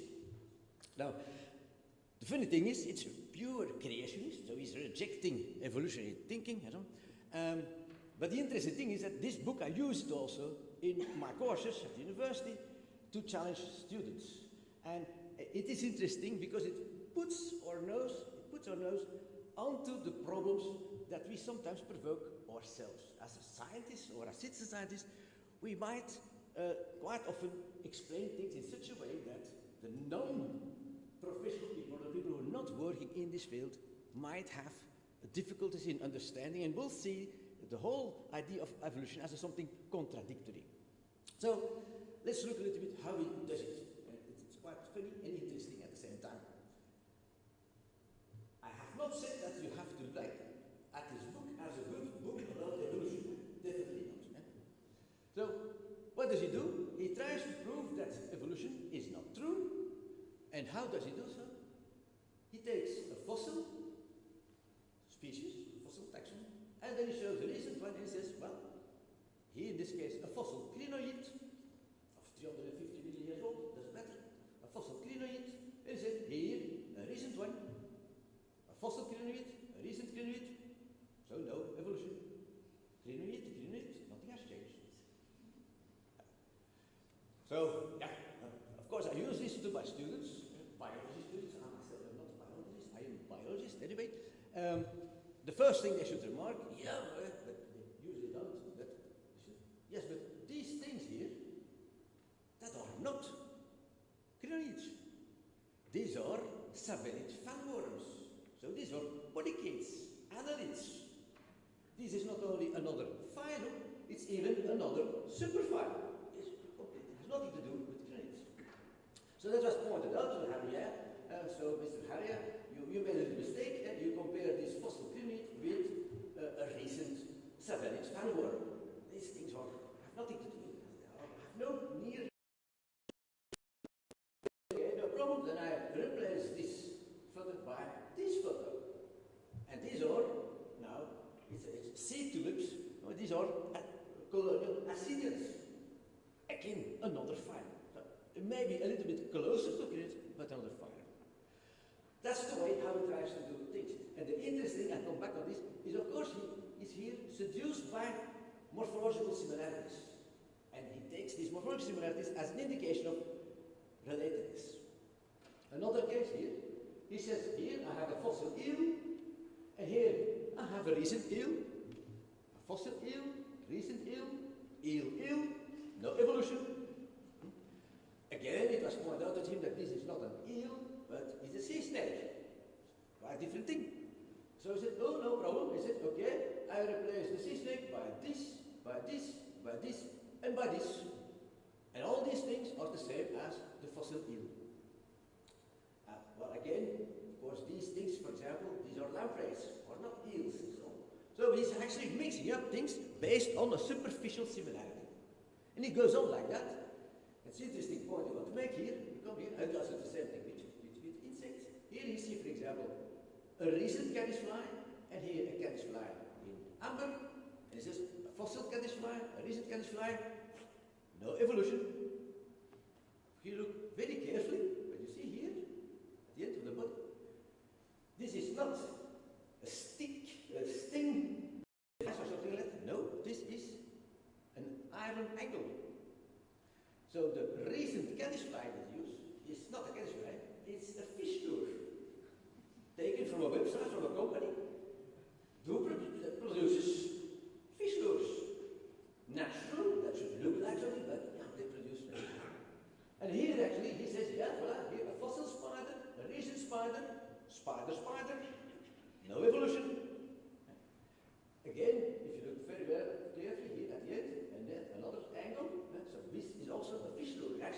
company who's making these things complained to him. They said, yeah, for the very first time that we invented an animal, something that does not exist, this because it's actually a kind of a mixture between spider and a wasp. We invented something, and actually you take it, and it's something completely nonsensical to say that it's a recent spider. So the reaction of Henry, yeah, that's very simple. He said, yes, but I don't even need to have living animals or something like that. No, I can use these models, and in this way I show the model of a living thing, and it is similar to the fossil, so, and nothing changed, so no, evolution takes place. And so therefore, I got inspired by him, and I said, okay, I can prove too that evolution is not true. Here you see. I took the fossil Loxodontus from Belgium and compared it with the recent, yeah, whatever, from billions, and so I have proven evolution is not true. Now the funny and interesting thing is, if I ask my students, okay, but what is wrong with Haruya's reasoning? They have a problem. And we can laugh with the comparison, but even in the hardcore science, we do produce sometimes also very confusing signals, particularly when we speak about living fossils. Because in fact, what Haruya does is, in one or another way, I speak about living fossils. You have a fossil crab, and I have a living crab. Yeah, the living crab is actually a living fossil. And that comes, of course, from the idea that the term living fossils was introduced by Darwin in his book in 1859, and in the Origin of Species. And there he 3 times mentioned the idea of living fossils. But actually, he did not wanted to say that there are living fossils that exist. No, he said some organisms look a little bit like as if they are a thing. Yeah. And that's the point here. One of the most emblematic living fossils is here, the Latimeria hallunae, the coelacanth. Was discovered in 1938, and yeah, the sensational thing was that the most closest taxon to this dated back from about 70 million years ago, macropone in the Actinistia. And so it was termed, in this way, Latimeria was termed as a living fossil. They discovered a so-called extinct group, so it was a living fossil. Now the problem with this idea is that if you use the term living fossil, of course, you confuse people and you put them in the same kind of thinking as Haruya almost. Particularly because the funny thing is, there are no fossils known of the genus Latimeria. So basically, this is a very recent thing, and the genus was created because it is so different from the other genera that a new genus will be necessary. So if you say it's a living fossil, it's a living contradictory because there are no fossils of Latimeria. And if you look at the other characters of the Latimeria and you compare them with the other Actinistia, then there are a lot of other quite fundamental differences. But superficially, of course, this thing looks as if it is coming back from the past. So the first point that I want to make here is, actually, we should better not use this term living fossil. Of course, it sells easily, it makes it attractive to people, but it may bring people on the wrong ideas. And it may, of course, make it difficult for people to say, yeah, okay, why is the fossil crab and the recent crab, why would that not be good cases of showing no of little evolution? While then here, you say, yes, here we have these living fossils. So, first thing, we use a terminology that sometimes can be deceiving. Now, the interesting point where we come here is we use this terminology on the basis of similarities. And we must look, when we look at the similarities, we interpret them also. And we often talk about big similarities or small similarities. And if small similarities, if the similarities are small in our vision, in our perception of things, we consider things as related. And if we consider the similarities as big, large, then we tend to regard them as showing a very big difference in an evolution point of view. If I have time, I come back on this in a few moments.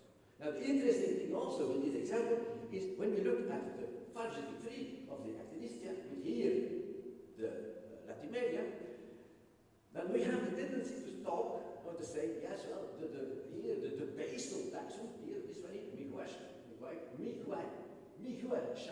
is better. Yeah, that's the oldest, that's the primitive taxon, the basal taxon, and so here Latimeria is the most derived, the most recent. Now, also there, we actually use a very deceiving language for which we should be very careful. And I give an example to explain what is the problem here. This is a classical phylogenetic tree of the vertebrates. With here again the Latimeria, here lungfish, a frog, a crocodile, a platypus, a marsupial, and then here man and mouse. If you now take in this tree, we take these taxa out, then we get this simple tree where you have man and Latimeria. Then we turn this tree around this axis, we turn it around, and we have now man here and Latimeria there, just turning around the axis, no problem. And then we bring in the tree, all these fossil taxa, we now bring them in this tree. And you get this tree. And when you see here, Latimeria, and now man is here. The point I want to make here is that we quite often think that things that are on the lower side of the tree are the primitive taxa. But you see, that's quite logical. Here, the primitive taxon would be Latimeria, and man would be the climax. And here, it would be just reverse. Man would now become the primitive taxon. And of course, there may be reasons to say that that's the case. There's another issue. And Latimeria would. The problem here is that we should not use terms like primitive species or primitive taxa and derived taxa, or we should not speak about basal taxa or derived taxa. You give a sign and I have to stop. And that is very important because it also explains that we have the tendency to read trees in this way as lines of progress. And also that is something that is not new. Already in the medieval times, God's creations were ordered in a line of progress, the scala naturae, where you had the simple things like stones and molds and lichens and plants and trees. And the more you went up the scale, you came to more and more complex things. Here, insects, and then you the reptiles and the fish, and then and yeah, at the top of the scale, at the end of the scale, you had man, and a little bit above man, you still had the angels. That's a scala naturae, God's creations, ordered according to their complexity, with man on top of that scale. Now, when you look at the first phylogenetic trees when they were created, when they were constructed in the 19th century, then you see here one of a single, and what you have a phylogenetic tree, and it's a kind of a metaphor of the relationship between organisms. And when you see now the phylogenetic tree, at the lower side, at the root side, there you have the unicellulars. And the more you go up in the tree, the more complex the organisms get. Now the whole metaphor of a tree already implies roots, and you have so the lower level and the higher level things. As if on the top you were. Again, that metaphor is deceiving for many reasons. Actually, today we still talk about the tree of life. We should better talk about the network of life, because it is more complex than the transmission of DNA from parents to offspring. And there's also DNA coming in from the environment, and so it's much more complex. Our genome is not only from things coming from the parents, but also things that other organisms. But so this metaphor of showing evolution of life is deceiving because it shows as if you have a direction of life, and you start with primitive organisms, and you go to more derived organisms.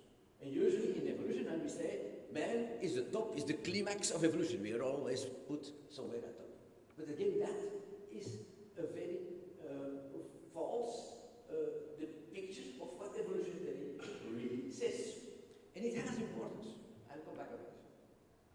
And just to make that more clear, just this little scheme. If you're looking for relationships in a family, you can say, yes, okay, I'm the son of my father was the son of man, yes, but that's all not the relationships. It's simply, okay, I come from my father. If I bought a family tree, then I say, yes, myself, my sisters, and my brothers, yeah, we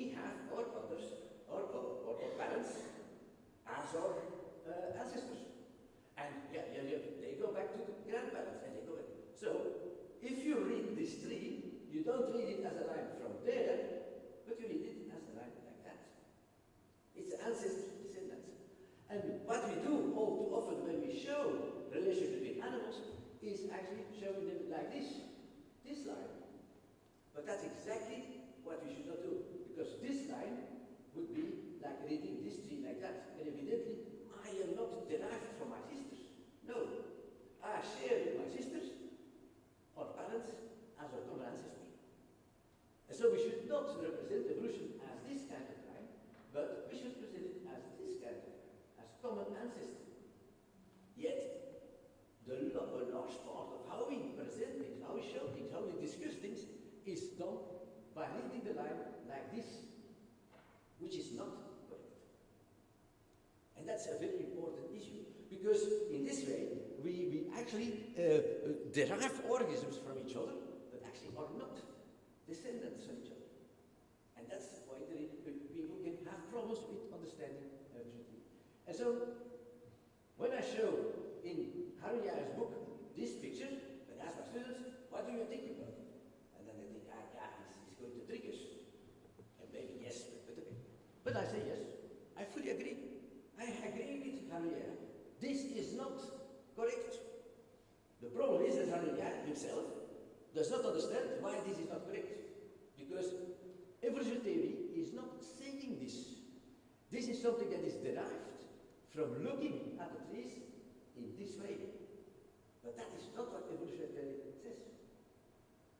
Theory knows about ancestors, and not the groups, the current day groups, as they live now today. They are all actually not the ancestors of the others. And so, all these things are of course wrong. And if we looking for intermediate forms, which is the crux of so many questions, what are intermediate forms? We are not looking for this kind of organisms. And that's what Harunya would claim to do. And so, when we depict evolution, for example, if we take the evolution of the horse, then in many textbooks you would see something like this, as if this is the ancestor of that, and this is the ancestor of that, and this is the ancestor of that. So, that's not what evolution theory says, but we show it. And actually, even when you look at the textbook of zoology, when you start the book, you start with the unicellulars, and then you go gradually up. At the end, you come at the mammals and man. Even in the presentation of our taxa, we keep an order that suggests a descendancy, but actually is not correct. And just to show that here you see the same evolution of the horse, now as a phylogenetic tree, and what you see now is that, indeed, Eohippus is not. No, it shares an ancestor with the other ones. It is not itself the ancestor. And that's the way you have to look at it. But still, this tree is deceiving because this line is there, and you could easily think, there's a line from there. No, you can draw this tree now in this way, and then you see, now that the line is a little bit long, except for the fact that these horses run towards the modern horse. Again, a kind of line thinking that it may be deceiving and is not implied by what evolution theory tells. And to show the effect that has, here a classical tree of the vertebrates with fish, amphibians, reptiles, birds, the mammals and man on top here. Now this tree is exactly the same tree as this tree. And here you see, this tree is exactly the same evolution story, but here the line would not make, you would not feel happy with that line. But that line actually is just as correct as that line. So it's not the line of evolution. I will repeat that. But why is this important? Well, we tend to show evolution always as lines of progress, with culminating, of course, with man at the end. And the line of progress is correct if you see it as a line of time. The timeline, that is correct. A succession of groups appearing. But the timeline does not mean that these groups have this kind of genealogical relationship. It's very important. Why is it so? Because, for example, we consider a lot of the organisms at the lower part of the trees, at the lower part of this line, we consider them as primitive. And this has, for example, ethical repercussions. And here, for example, you see the Netherlands. You can't blame, he's an absolute hardcore evolutionary biologist, no problem about that. But at the moment, there was a problem, there was this discussion about the use of laboratory animals. What do? Which laboratory? We must avoid as much as possible to use, for example, rabbits and dogs and whatever kind of animals. And so what they say, yes, instead, we now use, and that's ethically more defensible, we now use organisms that are lower or so low as possible on the ladder, on the scale of evolution. And that actually is in fact an erroneous way of looking at evolution, because these organisms, whether you take a slug or you take a little nice rabbit, well, they are both terminal taxa in the tree, they are current taxa, and the slug is not at the lower part of the tree, no. It's at another part of the tree, but not the lower part. But the other one, the slug is not more primitive in a way than the rabbit or than man, for example. And therefore, from an ethical point of view, it's not a logical reason to say, oh, so we can experiment with slugs. That's better than experiment with, for example, rabbits. And that's one of the logical consequences of that. And I want to end here with some other cases of where we, in hardcore science, use a terminology that can easily confuse people. And there, I think, as citizen scientists, being close to people and being close and showing the passion of your work and your the discoveries you make, actually, by explaining that, try to use a much more accurate terminology, because, to be honest, the professional biologists don't do it together, to be honest. So do it better. And for example, here, to show one of the problems, this is published in Nature, one of the top international scientific journals. And it was published when the genome of the platypus was completely published. And so here you have a nice tree, and what do you see? This tree is shown, of course, with man as the top of the, but what is even with an arrow, as if evolution is proceeding according to this scala natura, according to this line of progress, culminating in the well, I should not use the word creation, but in the origin of man. Actually, a very fundamentally wrong way of showing evolution. Here you see, for example, this plant, and it was published in Science, and there the authors said, yes, well, the fruits of this plant, the plant developed fruits almost with the aim to seduce birds to eat the fruit. As if there is a goal, a finality, a purpose to evolution, and that birds and that plants develop these kind of fruits with that kind of bird. These are all kind of ways of things that are not inherent to evolution thinking, but that are all too often present in the literature. And if you see, for example, very nice, beautiful documentaries of David Attenborough on television, I mean, absolutely marvelous, wonderful. But when you hear a lot of what he's saying, you will hear an explanation in terms of finality. For example, standing in front of a salt lake. In that salt lake there is a fly that survives there, and then he will say, yes, Frank, these flies found a solution to the problem of the high salinity of this lake. Again, by explaining things in this way, it sounds as if there is a purpose, there is a goal, there is a finality in evolution. And the evolution, basically, or adaptation is solving problems. No, absolutely not. Adaptation is rather the filter of natural selection. Those things that work and do better, they pass and are not. There is not a purpose, not a plan, not a goal behind these things. And that is very confusing, because all too often we explain things in that kind of terminology. And it's important to try to keep that out of the discipline and to spread a much more objective way of what evolution says and what it particularly does not say. And there is a lot of work to do. And I must confess, books like this creationist Atlas of Creation by Laureate are quite interesting, because they confront us with a simple view of things, where we have to explain what is the error. And in the case of the Harmonian fossil crab and the risk crab, yes, these things are not identical. that are different taxons, that are different species, but superficially they may look very similar. And this has everything to do with how we interpret similarities and differences. And a very important thing, as a biologist or as a human being, we might have a few hairs more on the foreleg of a fly, a little character, but in the life of this fly, these things can be extremely important for survival. So we must also take abstraction of our own appreciation, our own gut feeling of what are big and small differences. Yes, may I still? Well, okay, then go back a little bit. Just to give that example, and to see this problem, or to think about it, makes it life easy. We can use a metaphor. When you look at the development of insects, when we talk about the lepista, the silver, these little silver things living in bathrooms and so on. Okay. When they come out of the egg, they are just small adults, basically. That's why they simply grow and really no morphological changes that we see occur. Yes, except for the sexual organs. So here you say, yeah, that's a very nice gradual change.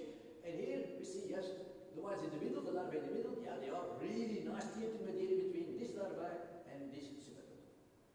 Yes. If you now look at bugs, then it becomes a bit more difficult. The larvae coming out of the egg, yes, it looks a little bit like adult, but there are a lot of structure or several structures that are lacking.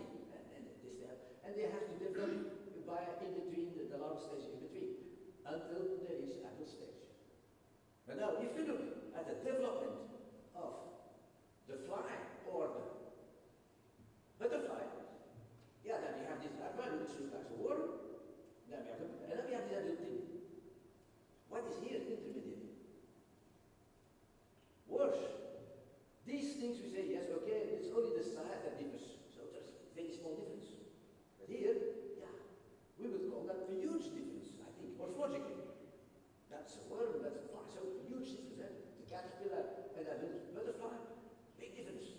If you take a dragonfly, the larva of the dragonfly lives in the water, breathes through gills, and the adult dragonfly flies out. Really, really very different, also ecologically.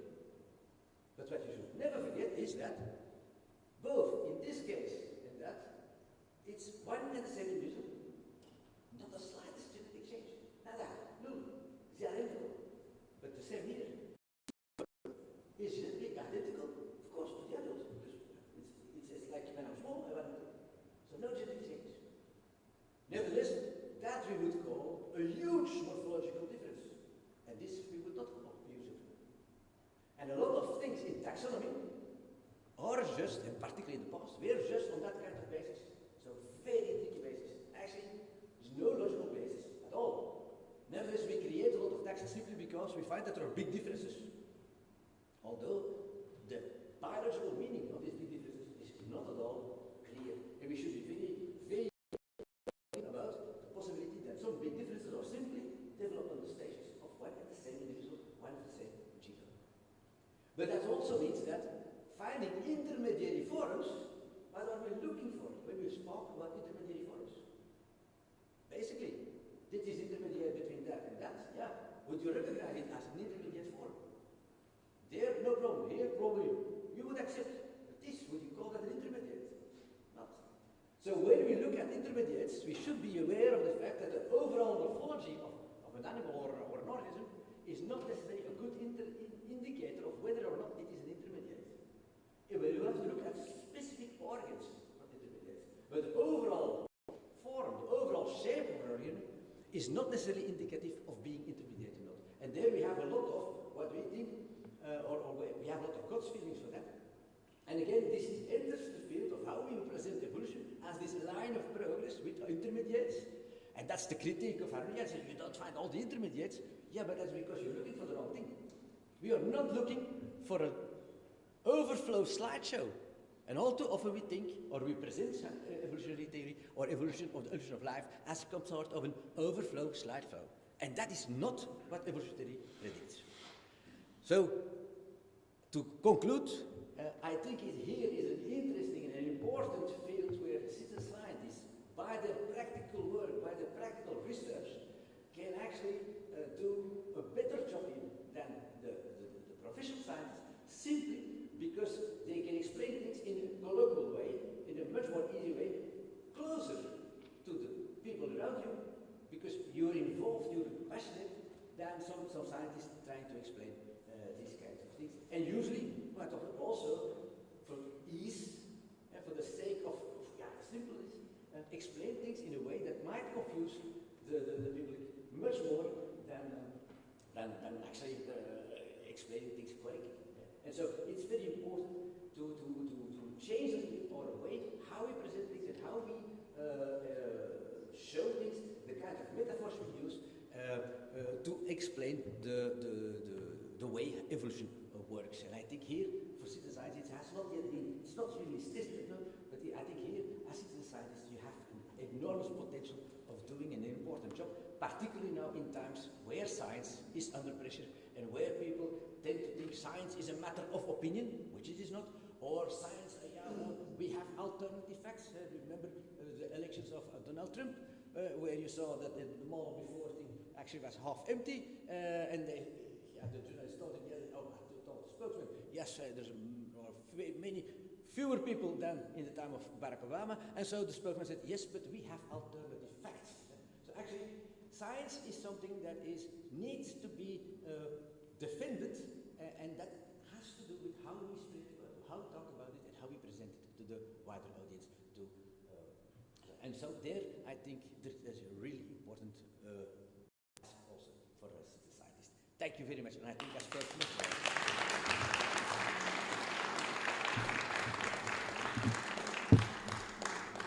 Perfectly on time. Thank you very much, Jerry, for yet another passionate and entertaining talk. And for those who got ideas and want to further discuss this, you can, because we will take a 30-minute break now to have a drink in the Nelson Mandela room.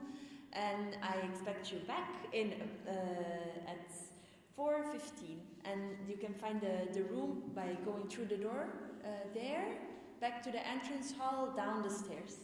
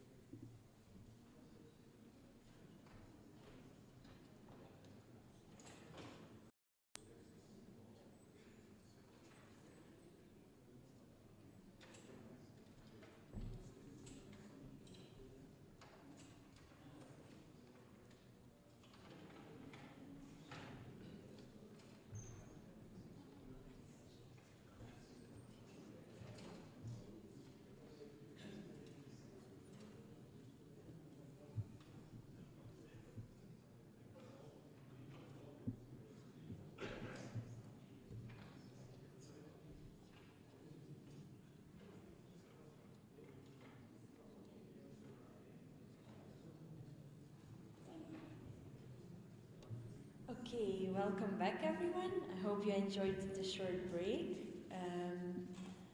Most of the people are back, I see. So we go straight to the point. The prize for the professional scientist who works together with citizen scientists is called the Paleontologica Belgica Award. And I will give the floor to Frédéric de Rouge, Executive Board Member of Paleontologica Belgica, to elaborate on the aim of this award.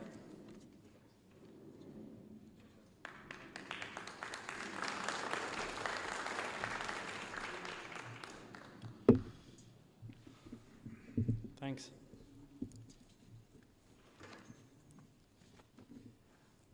And good afternoon. Today, we celebrate successful collaborations between amateurs and professionals in Belgian paleontology. Well, upon seeing the accomplishments of Frédéric, I'm sure all of you are convinced that amateur collectors can and do play roles of significance in paleontology. But what defines a fruitful collaboration is effective communication and mutual respect, which by definition goes both ways. As such, the professional paleontologist is of equal importance in overcoming the hurdles of transdisciplinary research. The Paleontologica Belgica Award is presented to paleontologists who greatly value, effectuate, and endorse the collaboration between amateurs and citizen scientists. Paleontology professionals whose passion for research stretches far beyond their office desks and professional networks. Experts in their field, unafraid to bridge the gap between the worlds of amateur collecting and academia. The Paleontologica Belgica Award is indeed a token of profound gratitude towards researchers who share their passion and enthusiasm with a broader audience. Born educators who are open to inspire and be inspired by others, by people across fields and professions, regardless of their academic background or lack thereof. The last decade, citizen science has become increasingly visible and relevant. Some might argue even hot, sexy, or trendy. Time and time again, the input of civilians in academic research has proven invaluable, in particular when citizen science is done right. In the field of ecology, for example, large-scale involvement of the general public for data acquisition is rapidly becoming the new norm. Ecologists have thousands of eyes in the field, as Frederik Mollen also eloquently put it, and even put it on a t-shirt, reporting rare plants and animal species backed up by innovative software, identifying species on the fly by means of an AI, an artificial intelligence, and even rudimentary systems of peer review. Initiatives like waarnemingen.be are effectively uniting these citizen scientists, generating millions of data points each year. Thousands of eyes in the field are, to give another example, mobilized and united by the Vespa Watch initiative to look for individuals and nests of Asian hornet, an invasive alien species capable of laying waste to entire bee and bumblebee communities. Thousands of eyes mapping our private gardens for climate adaptation through initiatives like Mijn Tuinlab, My Garden Lab, or Curieuze Neuzen in de Tuin. In Belgian paleontology too, we have thousands of eyes. We have thousands of eyes in the field and a lot of potential waiting to be unlocked. Some of these amateur collectors have a broad understanding of the fossils and paleobiological or geological heritage of their favorite collecting spots. But others do not. They need to be inspired. Some have decent technical skills to excavate, to prepare, to conserve fossils, but others do not. Some are meticulous in their systematic collecting and archiving, but most are not.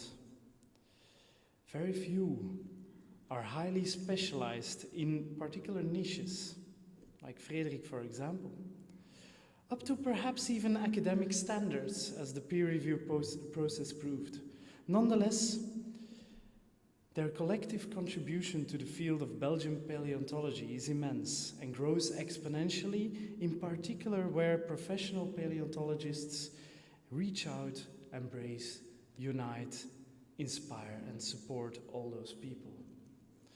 Today we want to celebrate the scientists who relentlessly invest a significant amount of their time, and we do know they have almost none to spare, in collaborating with citizen scientists, supporting or endorsing their work, educating and leading them towards higher levels. In essence, uniting people to achieve more together. As Thomas Henry Huxley once said, you have to know something about everything and everything about something.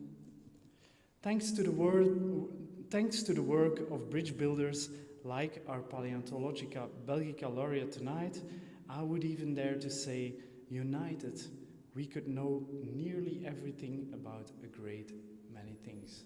Thank you.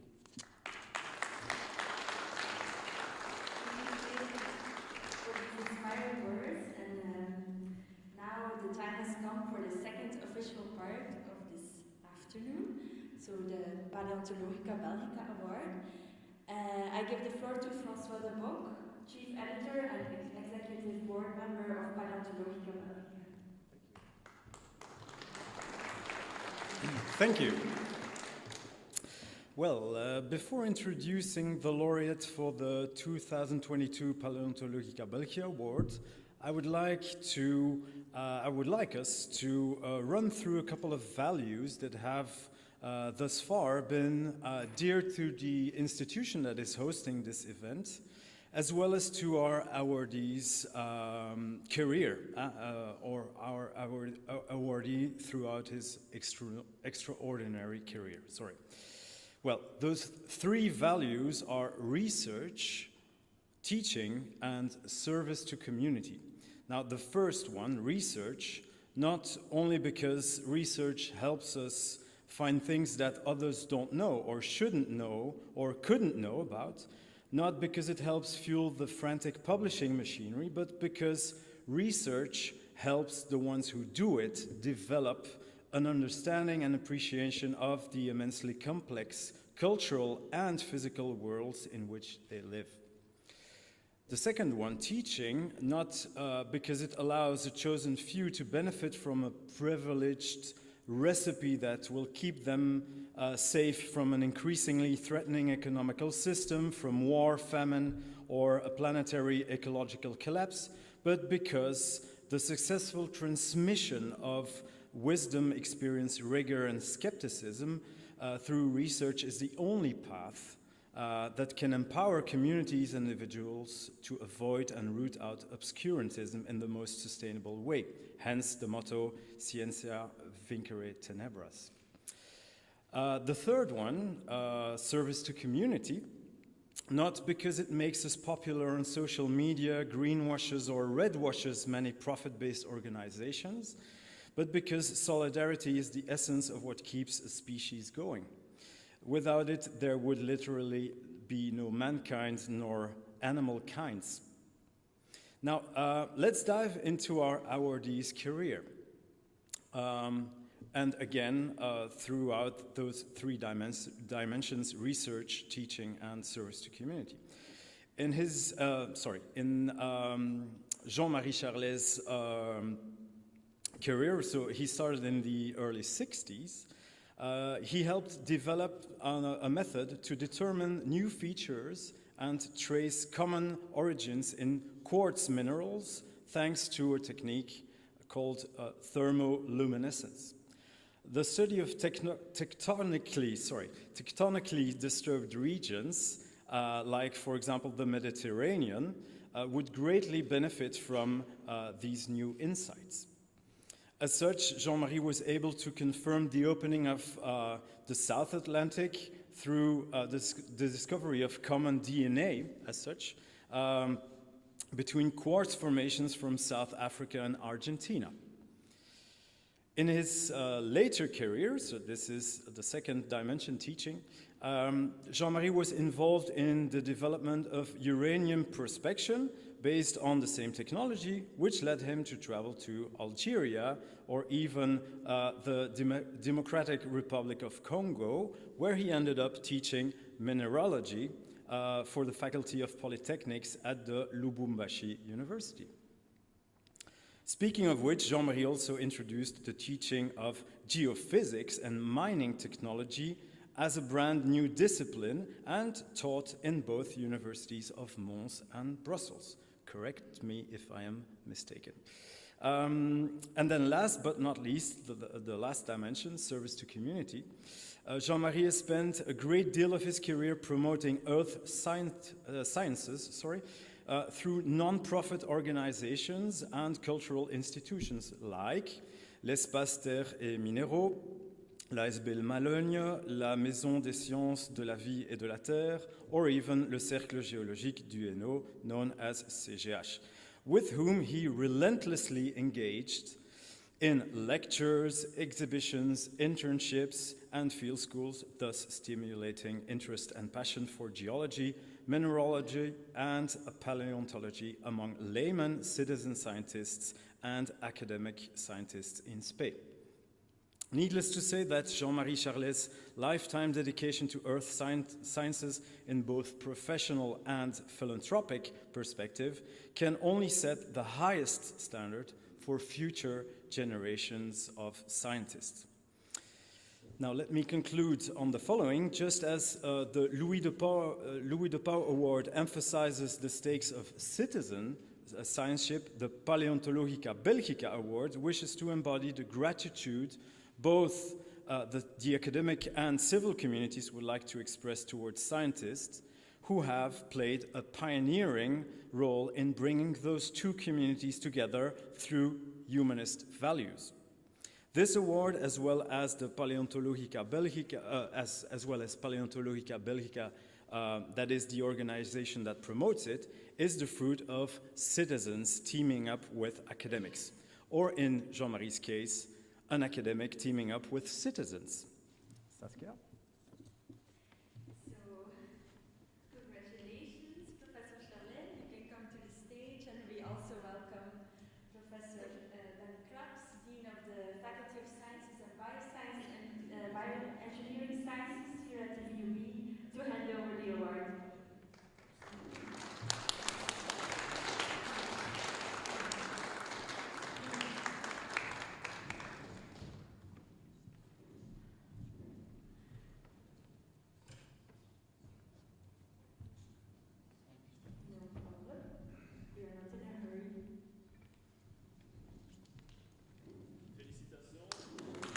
Félicitations. Merci. Thank you very much. I put it here.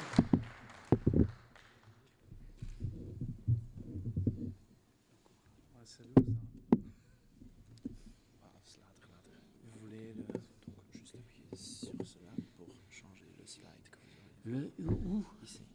Ici. Ok, voilà. Pour le moment, il n'y a rien. Si. Oui. Ok.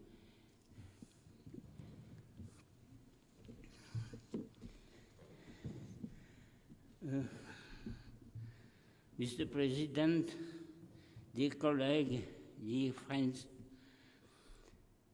I was born in Quem, a village with many old mining activities, a coal mine, underground quarries of phosphatic shale, sand and clay open pit.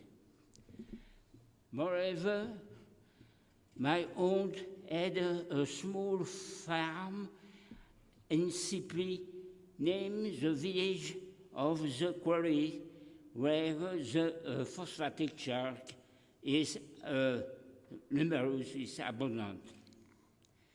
At the age of 10 and 12, I visited These quarries were fossil, were numerous, and where a large marine reptile has been discovered in 1835, the Enosaurus bernardi.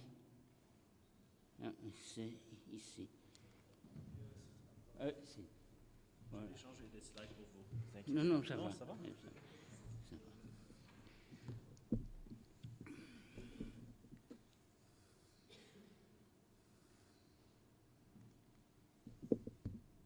Yes.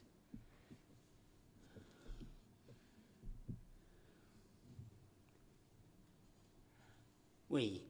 My professional activities has been involved to mineralogy, applied geology, and applied geophysics. But I always have been interested by fossil and the evolution of the Earth. What I read in 2000, I was able to devote myself to the geology to a large audience, and especially to the young population.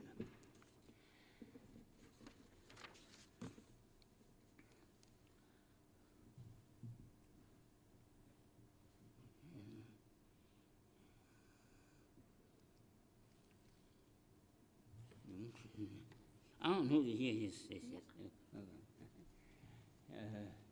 Yes. In 995, we organized an exhibition to the century of the discovery of the Enosaurus. In addition, 52 skeletons of Mosasaurus have been discovered in the zone of Sipli-Malogne.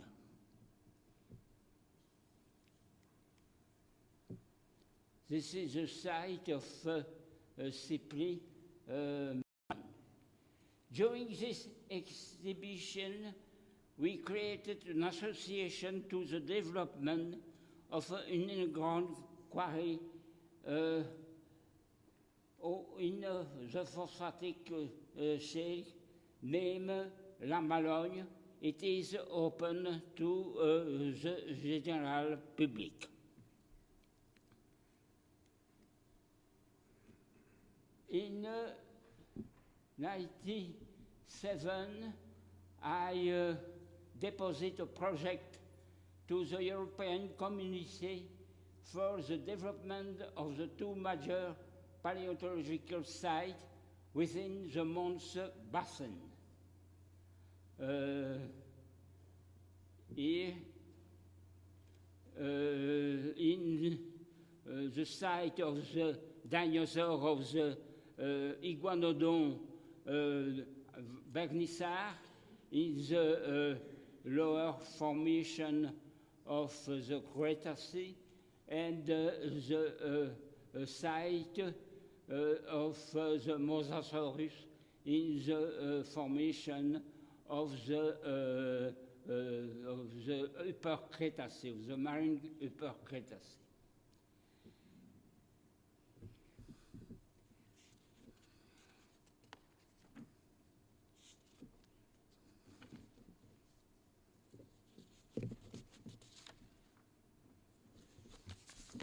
During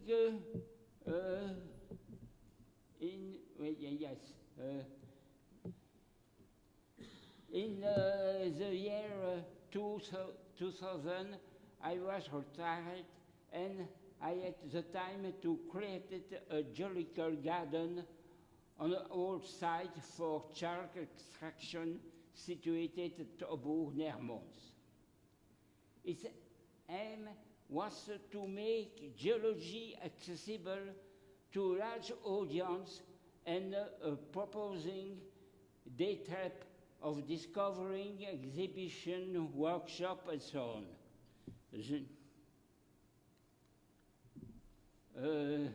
some pictures about the Geological Garden. Here, an exhibition, the showroom of the Geological Garden with an exhibition about dinosaur and reptile marine. Here the visit of some university or association. Here the visit of the Lille University. A workshop on macro fossil for the young people and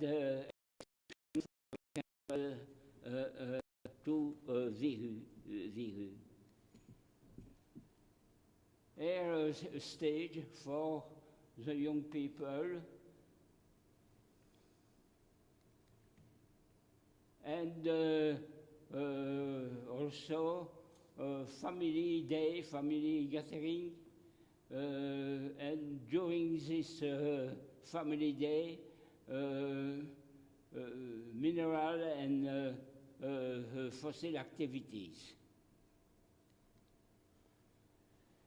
The book quarry was also allowed to observe various events, paleontological and tectonic, affecting the chart of the Upper Cretaceous. Several beds of phosphatic sediment with chalk teeth, belemnite sponge, and some types are ground, make it possible to set the limit between various formations, for instance, between the Aubour formations and the Trivier formation in the quarries of Aubour.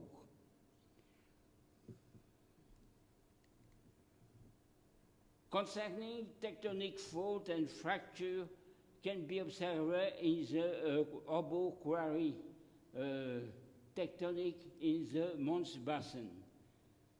Here, a fault, a surface fault in the chart.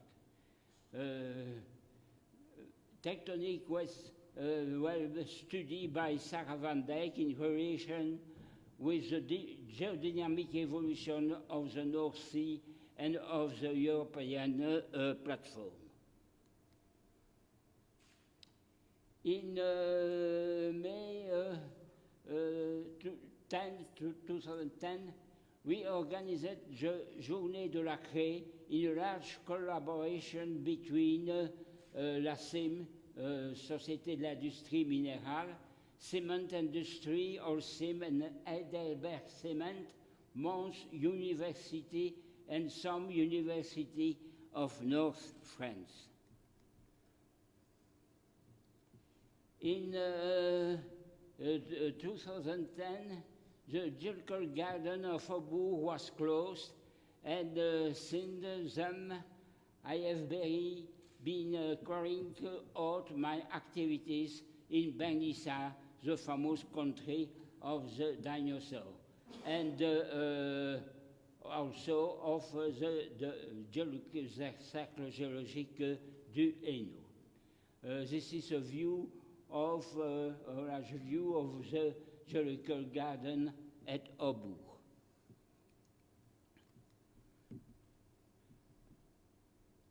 In 2012, the Région Wallonne booked the quarry Les Rognaux at Ciply, a very interesting site.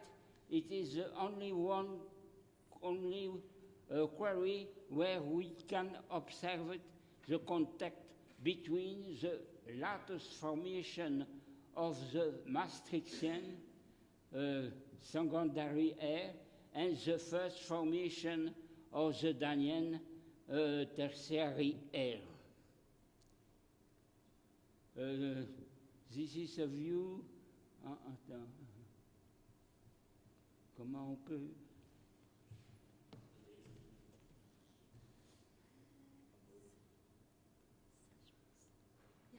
Ici. Ça, oui, la rouge. Je ne vois pas bien. Il est Ah oui. This is the contact between the underground quarry in the phosphatic shark and the formation of the tertiary air. Also,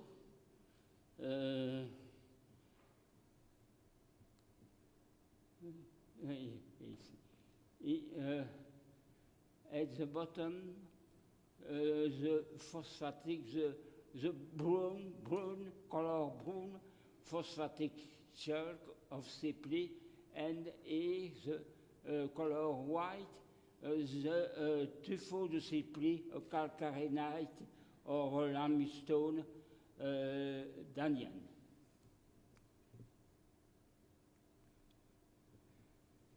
We also have excellent contact with the association Environnement et Découverte situated in Sepli for the development of natural science. And finally, also is the context of relationship between underground, landscape, building and environment.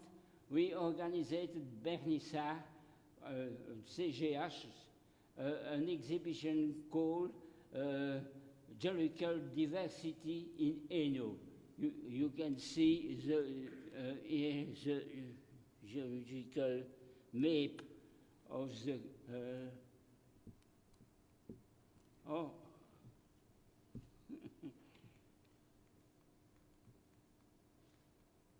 the geological map with many various geological formation, and the distribution of the mineral resource.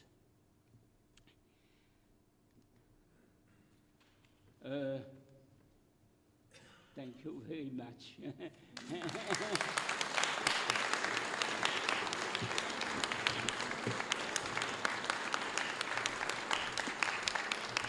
Merci. On va partager le prix avec vous. Congratulations, Professor Charlin, with your award and your lifelong collaborations with citizen scientists. You can stay on the stage for another minute, and also Friedrich Polla can come back because we will have a little picture moment with your awards. So yes, take your award.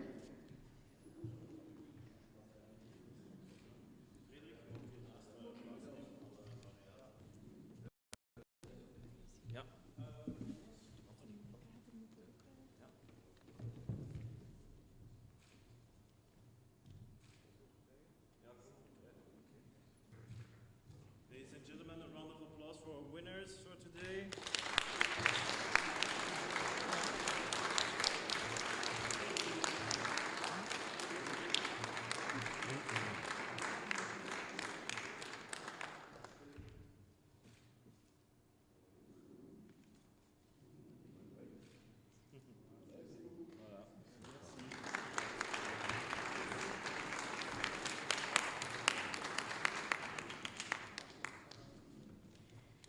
Wonderful. We did it. The second Louis De Pauw and Paleontologica Belgica Awards are a fact. Sven van Uitvangen, Treasurer and Executive Board Member of Paleontologica Belgica, will now conclude this ceremony.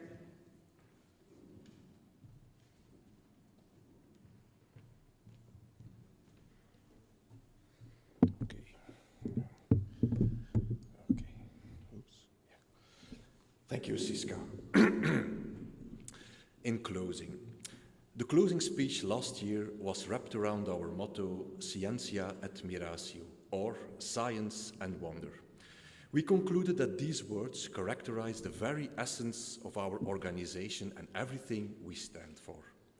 Our foundation and drive, something we, and without any doubt, share with all those gathered here. There is a passage in Niels Schubin's Some Assembly Required that not only emphasizes what we stand for, but also that science and citizen science thrive on that previously mentioned wonder. Feathers did not arise during the evolution of flight, nor did lungs and limbs originate during the transition to land. What's more, these great revolutions in the history of life, and others like them, could never have happened otherwise. Major changes in the history of life didn't have to wait for the simultaneous origin of many inventions. Massive change came about by repurposing ancient structures for new uses. Innovations have antecedents that extend deep in time. Niels Shubin then, more or less poetically, tops it off with, "Nothing ever begins when you think it does." And in all honesty, this exactly describes our drive, the eagerness and passion that both science and citizen scientists embody, science and wonder. That said, we would like to thank everybody attending this second event.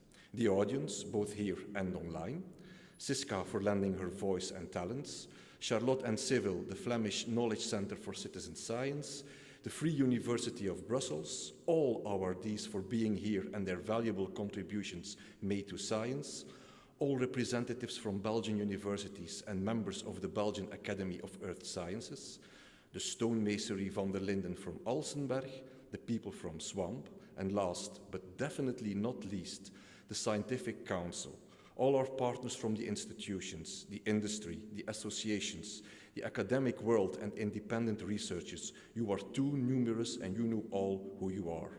Again, thank you all for being here and stay curious. Thank you.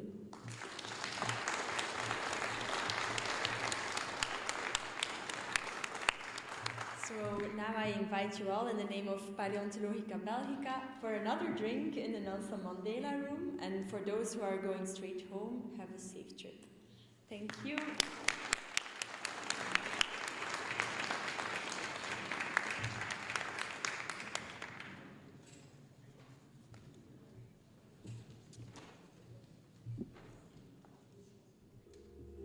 So we invite you back to the Nelson Mandela room for another drink.